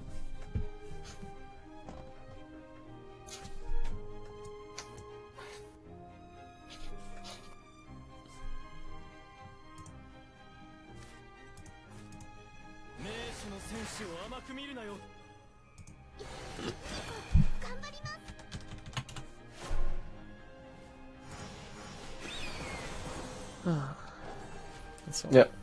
Ah, that's Lost. over. Yeah, but that's really polarized matchup. It's really something that your deck have no means of winning versus Seraph in a perfect scenario, and that's another thing. Some cards and some strategies are really uninteractive, and it also goes for the Seraph mirrors. Like Seraph Mirror, Seraph Haven Mirror is probably the worst mirror in the game because it actually is won before the games even happen. If you see in your upper left corner that you are going second, you already know you lost Seraph Mirror. Like 99% of the time. Yeah. And that's terrible because obviously the player who plays Seraph first is gonna win. Like, I play Seraph and what you gonna do? Play your own Seraph? Well, then you lost. That's one of the worst matchups in the game. But it happens so rarely that we can exclude the possibility. Obviously it happens more often on tournaments when the Seraph was relevant. Right now Seraph is just the deck of the past, and it's not something that you will meet on your ranked journey too much. But some people, like your opponent, and especially because you are still in the lower tiers, you are still in the lower half of the ranks, so you're still in A2, and majority of the players are something like masters, like the ones that were pushing themselves. There are masters, you want masters, whatever, because anyone can achieve masters. Like, you can still achieve master if you just grind for enough games and maintain positive win rate. It's not impossible to anyone, and with enough effort and trying, anyone can reach masters. And people are just not playing Seraph at all. Like, yep. It's just a random thing. So I throw Foul Tempest and Undying Resentment. Keep one Resentment in hand. That's fine, you can keep one. In some cases, you could keep the Fall Tempest, but you are going first, so Resentment only is fine. If you were going second, then the Resentment could also be a keep, because Resentment could deal with a lot of skeletons. So assuming your opponent might be playing Shadow, and it might be a mid-range Shadow because it's the most popular, he can produce a lot of skeletons thanks to the Bone Chimera, and the Catacomb Prince, yeah, Prince Catacomb, that was it called. And then Fall Tempest can get rid of all the 1/1s in one fell swoop. Because you are going first, you don't need to. And the Resentment is perfectly fine as a keep. So I drop Lyrio on 2, right? Yes you do. You're going first, you want to have a creature first, you want to just apply pressure. Because playing a 2 and 2 on the board already prevents your opponent from adding up something like a Skull Beast to the board. If you play, assuming he didn't draw it on turn 1, he would draw it on turn 2, then if you play L'Oreal, he cannot. I mean, he still can, in theory, play a Skull Beast, but that would be a fool's move, because then you just attack with L'Oreal and bam, get rid of any 1/2. If it's a neutral Shadow, which once again is not a deck that's common, he draws a 1-drop on turn 2, you are blocking him from doing it, and the same goes for the 2-drops. You have so many tools to get rid of the 2-drops that you will be able to choose how to use them. So right now just end the turn and it's fine. Yeah. Because I will also end turn 3 because there's nothing to play.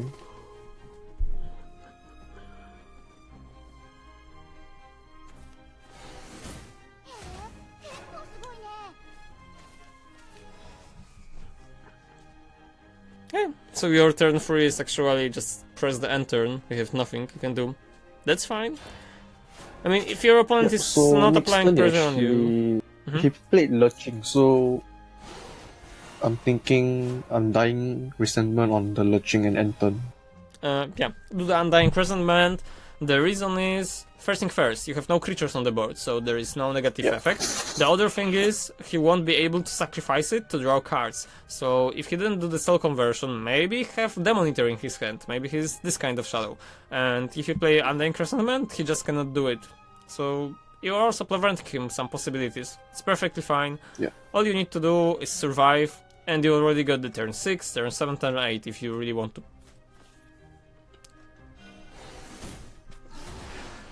And once again, because you were going first, if you get both Mordekai's on the board, then the game is done for. Like Shadow have no ability at all to deal with one Mordecai, and let alone 2.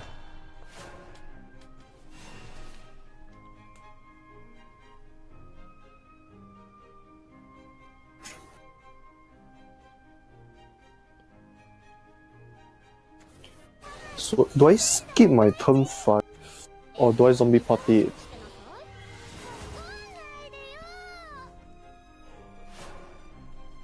Okay, so on the turn 5, you skip it.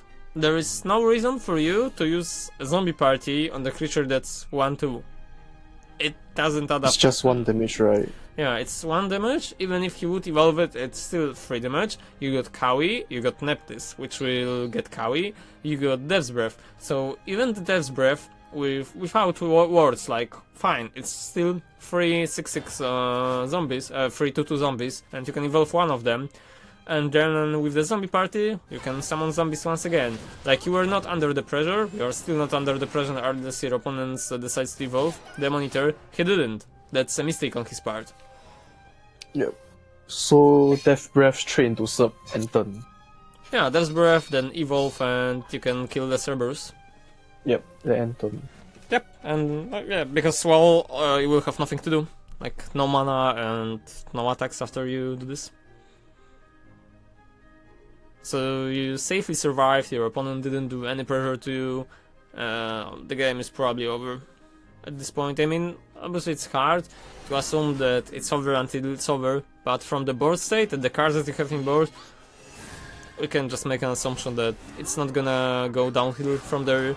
The Ektar costs 8 shadows, he cannot cast Ektar yet. Obviously he can produce enough shadows to summon Ektar in some rare situations, but Ektar is not as powerful as it used to be. It's not as threatening, and his costs went up. I mean, sure, Ektar is still one of the most powerful Shadowcraft card in the game, and that's why the archetype is so successful, but that's because of the consistency of keeping the board, keeping the skeletons, and just sticky stuff, and some necromancy effects. But Ektar alone just went down in power, that's it. Yeah, so Zom party refill the board. Enter next turn nap this.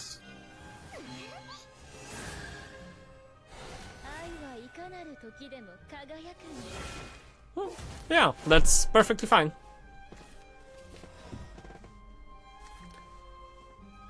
Like next turn Neptus, it's not exactly always the case, because we'll choose about Neptus in the moment where we know how many creatures have in board, because it might be easier to, for example, cast a Mordecai if you still have some creatures remaining on the board, because Neptus will not guarantee you picking a Mordecai, and that's what you just want to make sure, that Mordecai will be summoned. So in the ideal world, your opponent would just get rid of your board, or you would be able to get rid of your board and then summon Neptus. And I guess that's gonna happen. Yeah, so trade the zombies into white, and Neptis will pull Corey out and you will kill Tame. Thinking that's the plan. Yeah, just trade zombies into his whites and then play Neptus when it's a game over for him. Obviously, there are a lot of different things. I mean, this turn can also be played with the Fall Tempest, with the Demon Eater, with stuff like that, if you really want to go about it. But Neptus will just summon a Mordecai, and that's what we care about right now. That you will get out another Mordecai out of your deck, and Mordecais will simply win the game alone.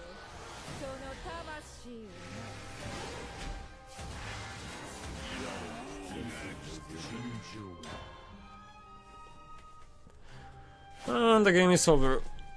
There are no cards that can help him get out of this situation. I mean, if he might tag Odin. He might, but then you have another Mordecai.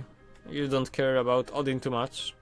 And even if he does play Odin, then he would be forced to evolve him, trade into the Lich, for example. Then you have Neptus, which can deal 5 damage. You get another Mordecai. You also got Demon Eater, which can eat Mordecai if it survives. Like, there's so many things that can go efficiently. Good for you. So the next play.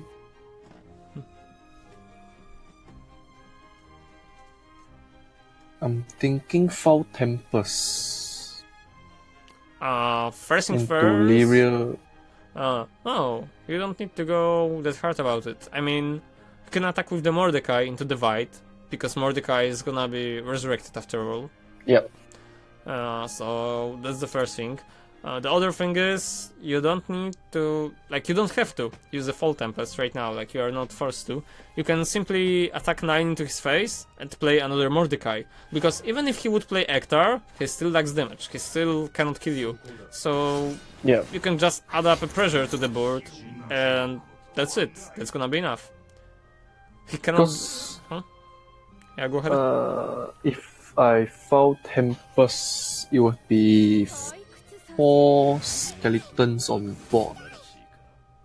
I mean, if Which you... Ekta gives no value. Yeah, but if you were to use the Fall Tempest, then before using it you would actually kill the Chimeras, so he would be left with nothing on the board. But that's not the case right now, because 3 creatures on the board and even the Cerberus spells and Ektar is not enough damage, and because it's not enough damage and you were able to deal 9, so it's almost half his HP, like life total. And you have 2 Mordecais. 2 Mordecais alone can deal 10 damage. You have evolution point. So Mordecais alone can just win the game. That was the whole reason behind the play. They cannot be dealt with, and Ektar come. And whatever, we don't care that Ektar came. Game is over. Yeah.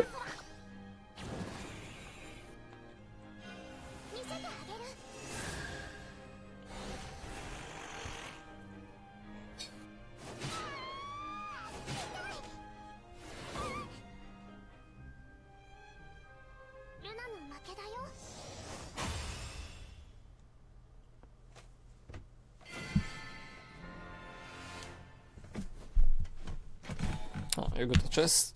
Ah, but only 40 gold. That's the worst kind of chest.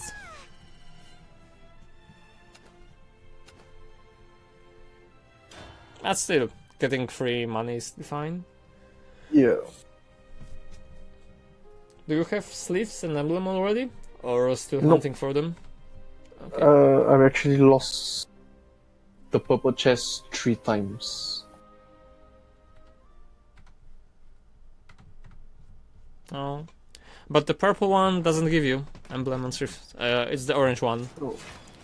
Orange one gives you emblem and sleeves. I mean, maybe the purple one can do it too, but orange is like guaranteed to have sleeves and or emblem. I'm throwing Foul Tempest and Lurching Corpse. Keep 1 Lurching Corpse in. That's not always correct. So you throw only the Lurching Corpse, you would kill the Full Tempest, and the reason is you're going second. You're going second versus Blood. Blood is known to be either aggressive version at the moment, and that's the most common one, or control. If you play versus control one, then the Full Tempest in your hand doesn't matter. But if you play versus aggressive Blood, they have bats. They have forest bats. Bats are 1/1. Yeah. Same goes for the Blood Wolves. Blood Wolves are also a 1/1. But you can keep 1 Lurching Corpse. Keep 1 Lurching Corpse and Full Tempest. Because we don't know yet what archetype it might be, and 1 Lurching Corpse is still plenty. It might be able to deal with early game. So for example, assuming it might be archetype with Disagreeable Demon, or it might be archetype with the 1/4, with the Blood Imps, then a Lurching Corpse can actually attack into it. So 1 Lurching Corpse will be fine. Ah, I see it, you throw it. Yes, aggro. No problem, I mean, you got Unica, it's still fine, but you should keep 1 Lurching Corpse. Yeah. Because aggro, I mean Blood, most of the time it's aggro Blood, so you just want to prepare for it.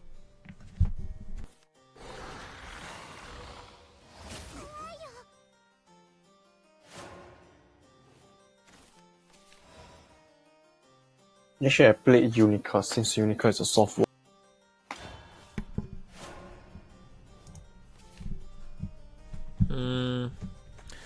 Yeah, right now you will just have to play Unica, and that's fine. And as you can see, there are the forest bats, so Fall Tempest, if he doesn't trade, then the Fall Tempest will have some value later on. I mean, I'm not telling you to play the Fall Tempest right now, because we don't know yet what you're gonna draw and what he can draw, but Unica right now is fine. The Angel of Wood. Okay, so he probably Angel and trade, right?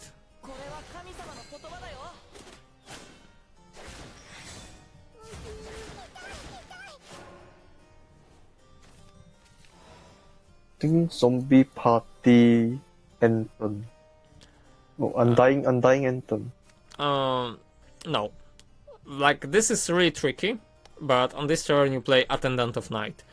And the reason is, your next turn, not only it's evolution turn, but it's also your turn 4. So you want to play 2 cards that cost 2, like out of your hand. You don't have cards that cost 4 in your deck. They are not there, like they are not included, to be sure that your Neptis is certain. So the turn 4 consists most of the time of 2 2-drops. And you have, like, you want to have evolution on your turn 4, and you will be able to do so. So with the Attendant of Night, you are simply guaranteed for yourself that you will be able to, for example, demonitor it, and then evolve something, and then use a zombie party, or Undying Crescent Man. You will just generate some shadows, you will draw some cards, you will remove something. So for the cost of getting hit for 2 in the face, because that's what's happening when you don't Undying Crescent Man, you're simply making your future turn better. So you sacrifice some life points right now to regain them later on. Obviously, Undying Crescent Man feels like a removal, but well, you remove 2 damage from the board, he adds up something to the board, then you have to answer to something new. While with the Attendant, you already have a body on the board that will persist for at least 1 turn. Like, we can assume that he's not gonna kill the Attendant and the remnants of the Lich. Yeah. If he does, that's fine, then he's losing pressure. But if he doesn't, then you can get full value not only of your Demonitor, but also of your Evo turn. So let's just wait and see what he's gonna play, then tell me what you're gonna draw, and we'll plan a new turn. Actually, draw a lurching corpse. I'm thinking.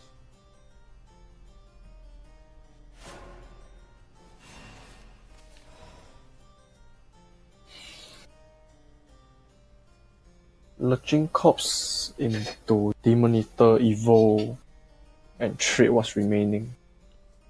Sure.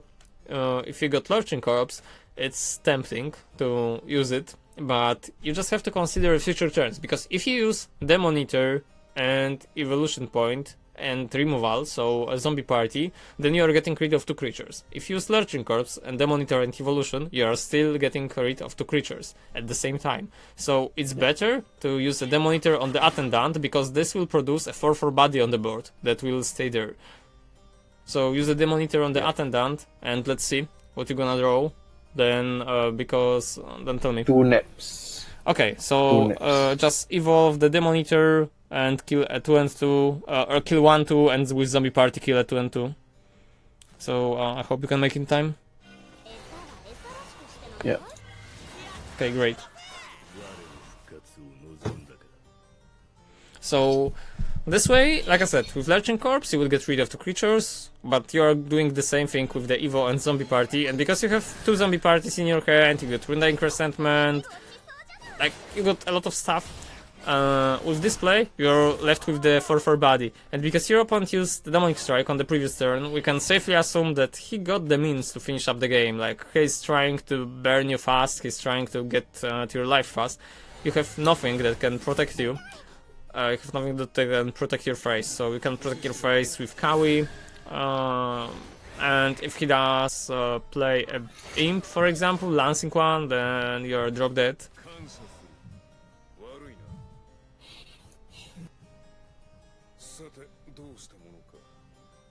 I'm thinking Undying Resentment. No, not at all. Not Undying Resentment. The reason. Yeah, because Death Breath is there. The thing is, right now, you want to make sure that if your opponent doesn't kill you on the next turn, you have some things that can protect your face. So the play here would be to do Fall Tempest, then Zombie Party, and attacking 3 into his face. I mean, it's not something that intuition tells would be good, but this way you are guaranteed for yourself that you will have 6 shadows for the Death's Breath. Then that's the only thing you care about. So if your opponent doesn't kill you on the next turn, then the Death's Breath will be able to protect you. So first Fall Tempest and then the Zombie Party. Because you want to save this 3/3 body on the board, you don't want to lose it, you want to keep it for as long as possible. I lost. Yeah, if you lost, then there is nothing you could do, and the reason for it is that he was going first. Like, some games can be excused by the fact that opponent was going first, but this time it's probably not more of an excuse, it's more like the deck you were playing is not used to playing hyper-aggressive decks from behind, and it's not suited to doing so. So you can find on equal ground with some aggro decks, but not only when they go second, but also when they are the decks that doesn't pack too much of a burn. Your opponent was playing deck with burn spells, so just Demonic Strike your face, and obviously there might be some things that could go better for you, but other than that, some games will be just lost by the matchup of the deck. Yeah.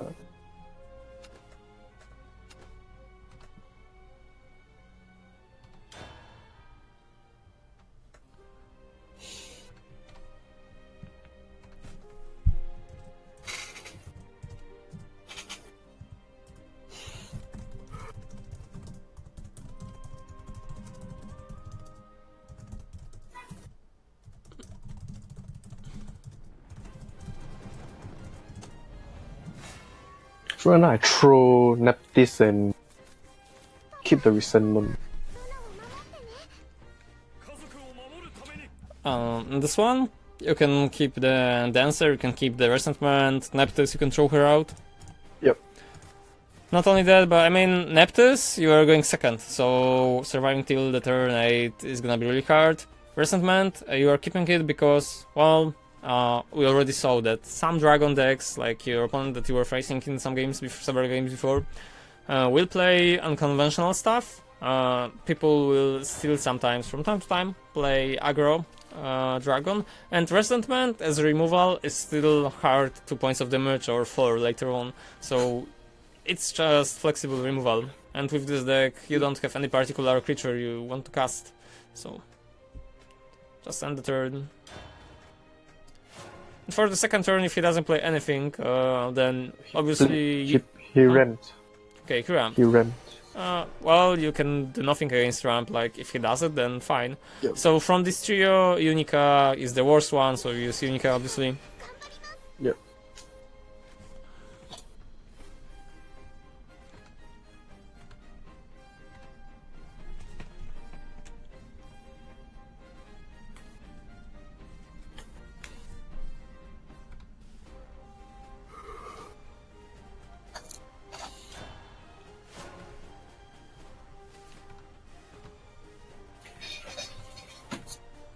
I think I skipped my turn 3. And why? You don't need to skip your turn 3. You can simply play a creature. So you can play Lurial, for example. You can play Lurial, you can play Soul Squasher, but Soul Squasher is gonna be better versus Dragon, so Lurial is fine. Soul Squasher for Sibyl. Yeah, Soul Squasher can be kept for a lot of stuff, but right now we still don't have enough shadows. Anyway, just play Lurial, and it's fine, because he doesn't have his Evo turn, he cannot play Sibyl yet. I mean, he can, but he won't get an effect, so he won't play it. You can be 100% sure that unless your opponent is mentally delayed, he's not gonna play Sibyl. So he skipped his turn 5. I'm thinking Evo, Lurial, and just hit face.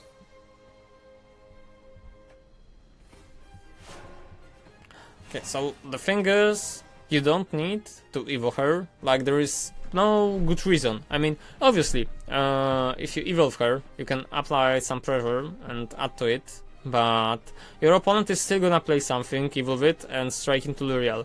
So, if you really want to, you can do it. I mean, it's not a bad play, because then you are dealing 25% of his life total, and she's a 4-4, but just be aware of that, she's still gonna die on the next turn with any point of evolution, and he can also have tools to heal his face, so that's another thing. And with the dragon, more likely than not, you're just gonna win with Mordekai's.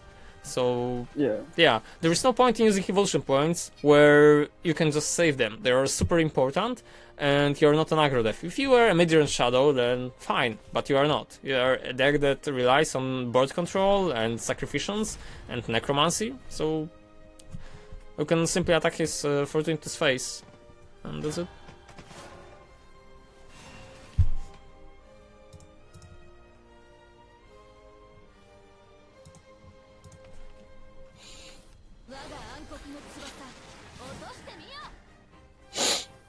He just messed up.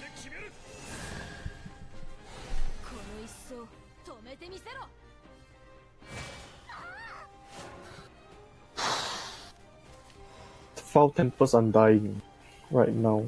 That's what I'm thinking. That's what's tempting, but that's not what's needed. Like right now, as you can see, you can evolve Lurial, shoot 1 from Lurial into this Forte, and then use Undying Resentment. So you are getting full advantage of the evolution point, you are getting full advantage of this 1 point shooting. You don't need to use Foul Tempest on it.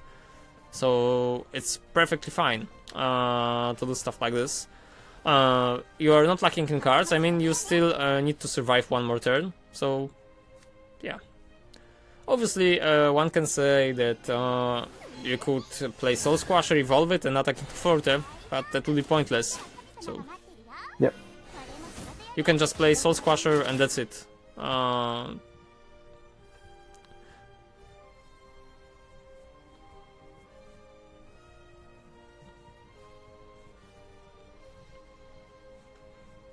mean, the game is still looking fine for you. As long as you get through next 2 turns or get to Neptis.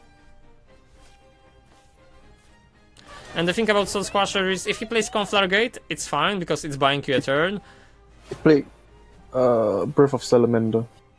Okay, that's still perfectly fine. It's like buying you a turn, and you wouldn't be able to get advantage out of the Soul Squasher in a nearby future anyway, because it requires some shadows. Yeah. So I'll skip turn 6 actually. Okay, so just do it. Obviously, the later the game goes, the harder it's gonna get for you. And Voices of Resentment Soul Conversion was also an option, but the only card you want to draw on 7 is either the Death's Breath or Kawi, and you already got Nephthys and Mordecai. So just survive 2 more turns. Or even 1 more, just survive through turn 7. And then we'll think about how you're gonna do things. More likely than not, you will survive it, because you get Resentment and you get Fall Tempest and all of the tools that are needed to save you.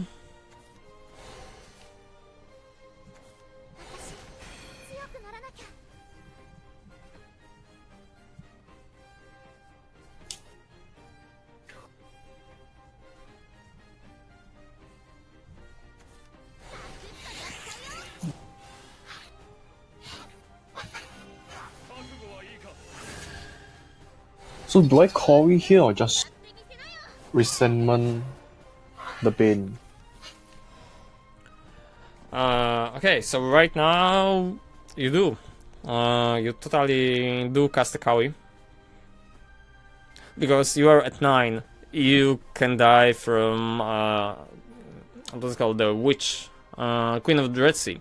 And some combos. So you totally cast the Kawi, but not only that, you just want to make sure that his board is at least a little clear. So after you cast the Kawi, you can evolve it and destroy something on his board, and you can just play a Kawi and pass. Like, there are 2 choices for you, and if you play a Kawi and pass, that's gonna be the same as if you would evolve it. So you don't care. So do I enter or evolve it? I probably think evolve straight into Aelia. Yeah, that's one of the things, but it's not good. Because if you do evolve into Ayla, then if he attacks with the Dragon Skyter, you are not gonna get your life. So the thing is, you want to regain your life in some way. Lightning Blast is not a common thing, Odin is not a common thing, so if he on his turn decides to attack with the Dragon Skyter, his Ayala is gonna die, he would give you some HP. So the effect in the end would be the same, because if he wants to not give you HP, then you have to attack with Ayala and Skyter, so both of them. So you would be saving an evolution point by doing so. Like, there is a chance that your opponent will mess up and heal you. Like, he will attack with the Skyter. He should attack with the Ayala and then Skyter. See? Your opponent just messed up. He just killed you for 2. Had you attacked with Ayala and then with what's it called? And then with the Skyter, then yeah. He would have won actually. He would have won. That's true. And right now he's not able to win because you got your Nephthys and you're guaranteed to have Kawi, because that's the consistency. And had you played your previous build, like from the past, there would be a chance that you would get Immortal Tain. And as you can already see, having a consistent Nephthys deck is a reason why people are sticking to it. Yeah.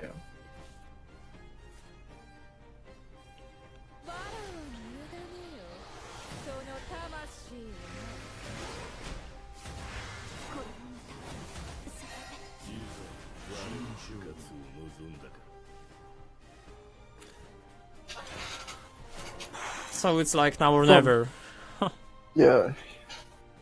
He actually Bahamut the board. So I actually drew Death's Breath. So I'm thinking Death's Breath, Evo, Mordecai, and Hit Face. That's what's really tempting, but it's not something that can help you on the long run. And the reason is, you want to get rid of Bahamut, but you have no means of actually doing so. If you do the Death's Breath, and he would do... Oh, well, there is a lot of things that can go wrong with Death's Breath, but I'm thinking if there is any way that you can get rid of the Bahamut, but I don't think so. I mean, Voices of Resentment is a fine play, and that's probably your best gamble. If you play Voices of Resentment, then you can evolve your Mordecai and go into his face. Because the voices will still kill him. If you do the Death's Breath, then you will be dead to Confragate. He didn't have a Storm Creature in his hand on the previous turn. Because if he had it, then he would do it. So you are gambling that he won't draw a Storm Creature like once more. Had 3 cards in his hand, so there's a chance that amongst them there is a removal. Like there is a lot of removals in the decks. So... And obviously Soul Conversion the Ghost, if you make it in time. So... If you didn't, then whatever, it doesn't matter. Israfil.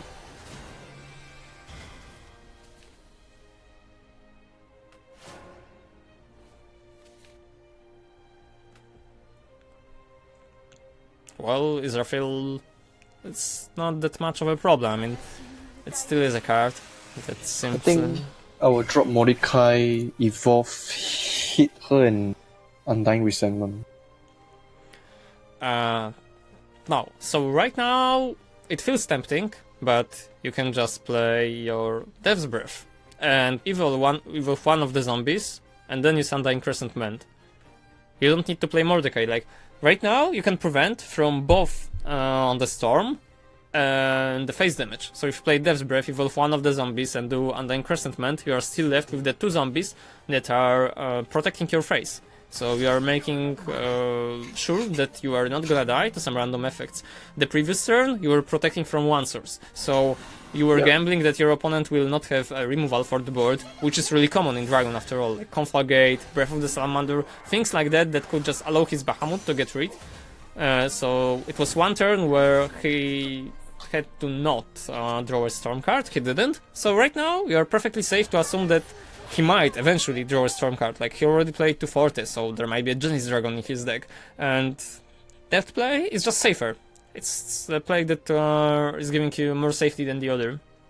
Yeah. Had you played Mordecai, he would draw a Storm card and then he would die. That would be the effect. Right now, it's not a thing. Yeah, he probably quit. Yeah, looks like it. Oh, that's fine. Winning games is always good.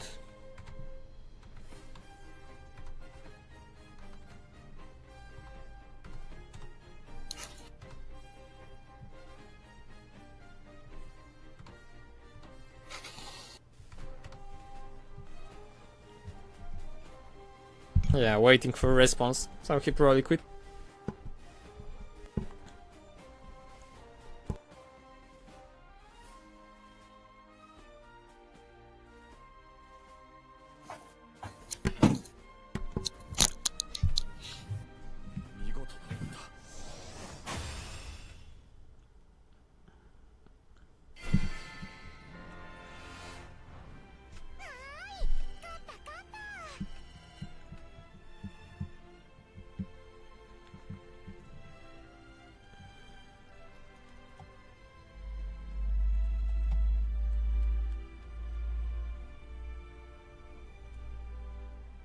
Okay, so I guess we can play one more for now, because the 2 hour is new and there's also a lot of things that were explained, that I tried to explain to you.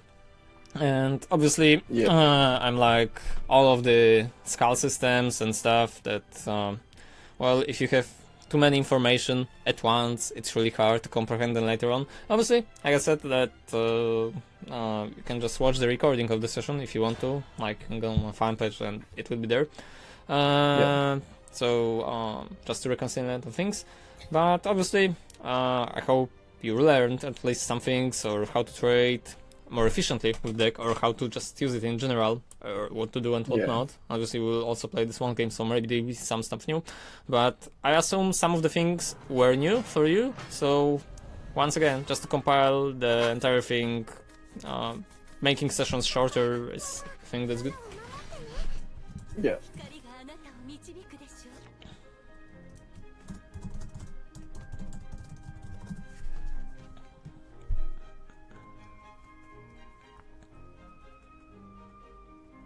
Okay, so from this hand, you can keep everything. Yeah, I keep actually. everything. So the thing is, Soul Conversion is fine with Lurching Corpse, Zombie Party is fine on its own, so you have ability to just act accordingly to what your opponent is gonna play. Well, second Lurching Corpse is also a good addition. Skip it. Yeah, I'll skip my turn.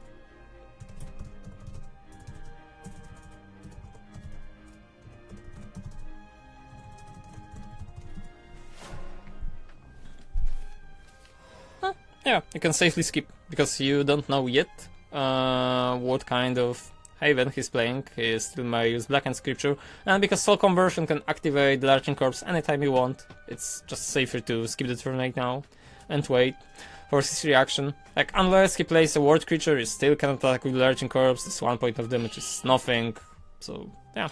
He played Lyriel actually, so I draw Attendant. Do I Attendant or do I Lurching?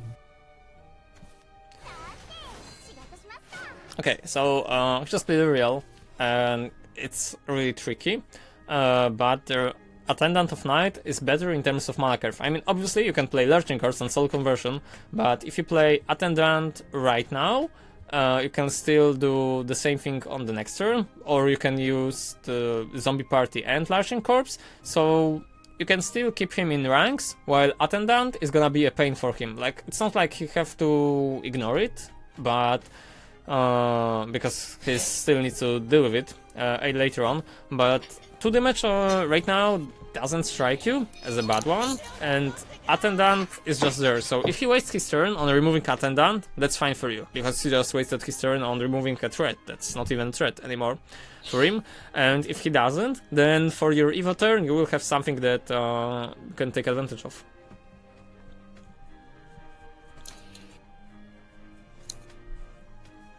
Because Lurching Corpse and Soul Conversion was an option, Zombie Party was also an option, but Attendant is there just tripping some damage, which is irrelevant right now, but it's just preparation for the Evo turn, for the stuff that might happen. The other thing is, if he does use Blackened Scripture or any Banish removal on the Attendant, it doesn't hurt you as much as Lurching Corpse would if he is a neutral aggro. Right now he only plays 1 creature, so we cannot have scope. She might be Aegis. Well, if it's Aegis, then it's gonna be really, really interesting.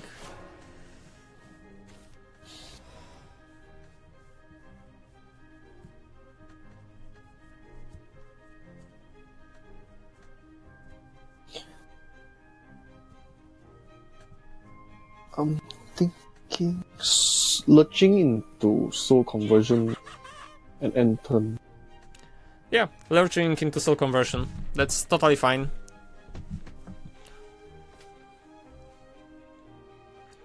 I mean, obviously you can also use a Zombie Party, but Zombie Party is better to be used with the Enhanced effect, while right now you just need to draw some cards. I mean, they are not relevant, you got Mordecai already, but it will be better for you to already start digging deep in your deck.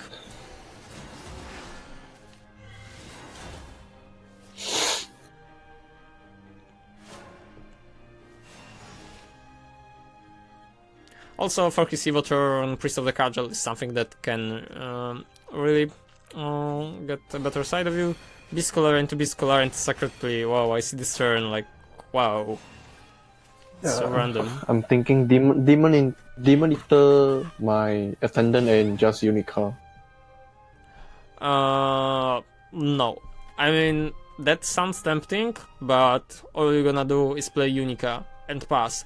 And the reason for that is, if he plays a creature, you want to activate your Lurching Corpse. The Demon Eater onto the Lurching Corpse, it can happen instantly. You can do it anytime you want. While if you do the Demon Eater now, then it's not gonna be efficient in terms of removing the stuff. So, of course, you will draw some cards, but then you have no activator for the Lurching Corpse. That's not what you want to do. Like, you always want to have an activator. They disconnect.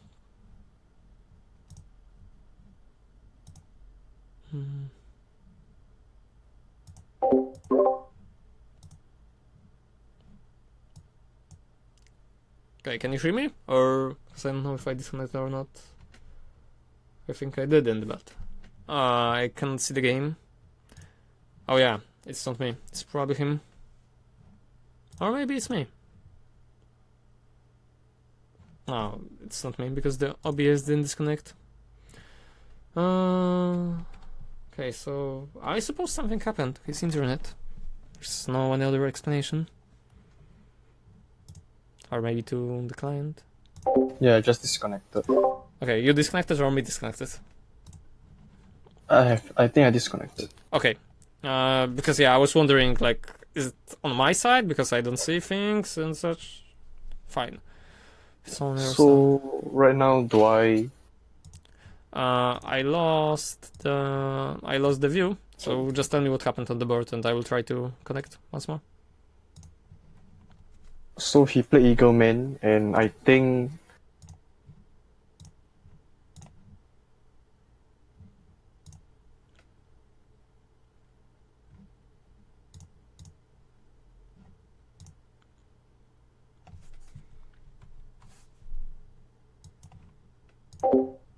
Well, I guess he disconnected once more.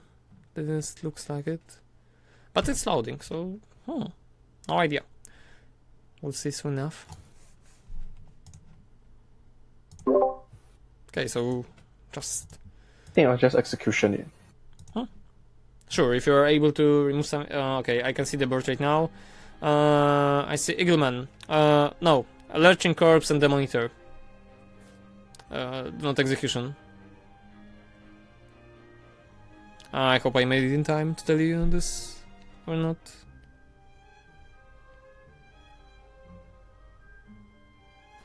Yeah, okay, that's good.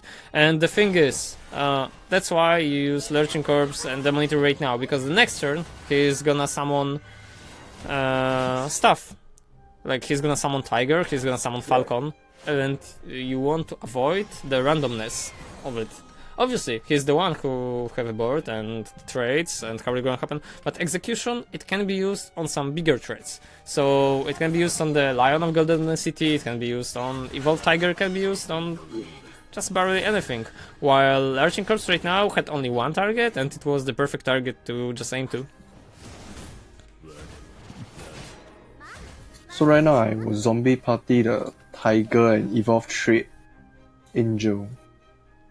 Oh, you have a lot of options for this turn, but yeah, like I said, Zombie Party is fine, and evolving to get rid of Angel is also fine. You have 2 evolution points, he's at 1, so you are 1 evolution point ahead, you got Mordecai, you got Lyrial, Voices, so many options for next turn. Right now, the game is really going good for you.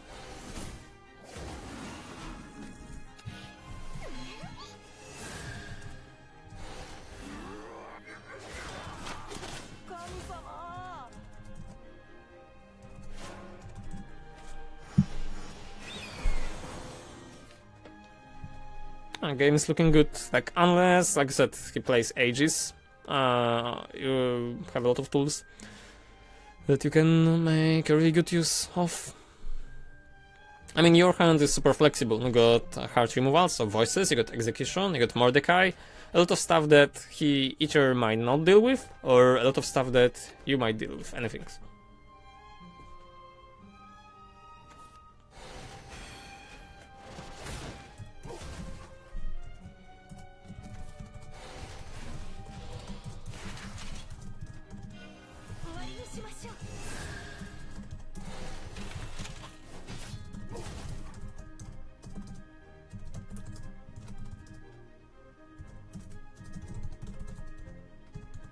So next turn, I'm thinking Voice.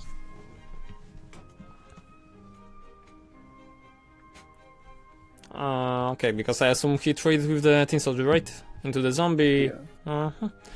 So the Voice is a fine answer, but it's not a relatively answer that you want to. I mean, right now, what you want to do is play Mordecai and trade into something with Mordecai. He lost his evolution points, so unless he plays Judge of Retribution or Blackened Scripture in his deck, he won't be able to deal with the Mordecai.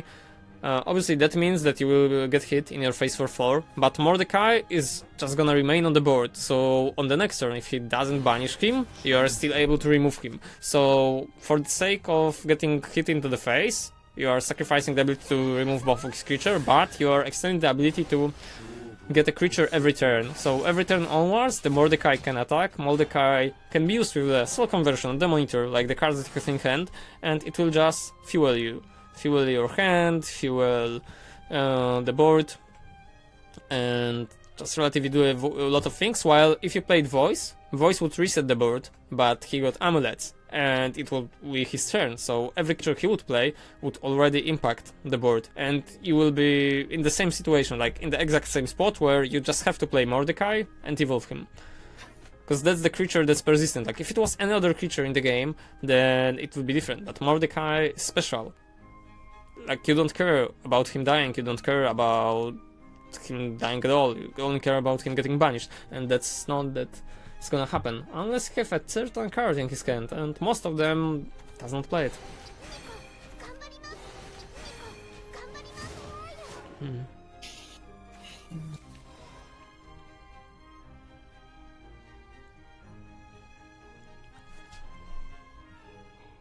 So I trade Mordecai into Tiger and...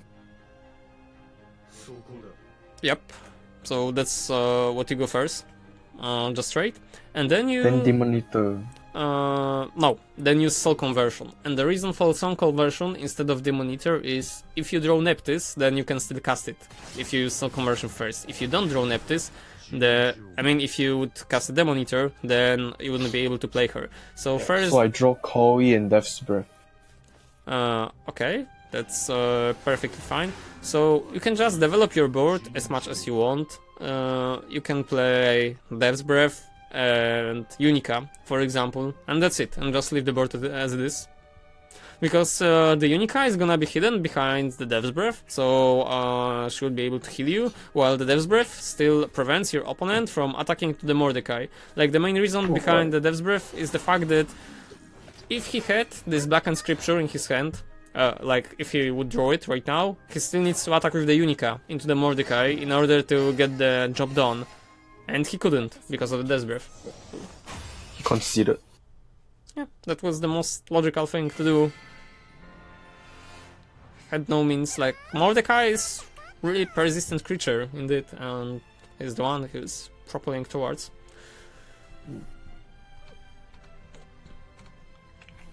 Okay, so for now we played plenty of games with this build, and I wouldn't say most of them were perfect, but some of them were fine.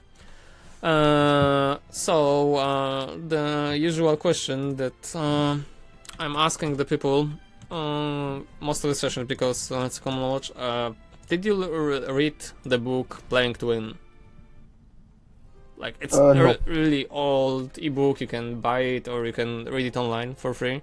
Okay, so I will send you a link, and that's a really good thing. Like, it's something that all people who are striving to be competitive or are just want to achieve something in games, that's something that they should read. Because obviously not everyone is gonna make use of it, and some things that are explained there are not transferable to any game, but because it's like 17 years old and it had its use in fighting games, but it already shapes your mentality, mindset and approach, and allows for better understanding just how you should go about games, and maybe will help you realize, like, what are you gonna do? Are you gonna play games for fun? Are you gonna play because you want to be competitive? Or are you gonna play because you want to win? Like, so all of these small things.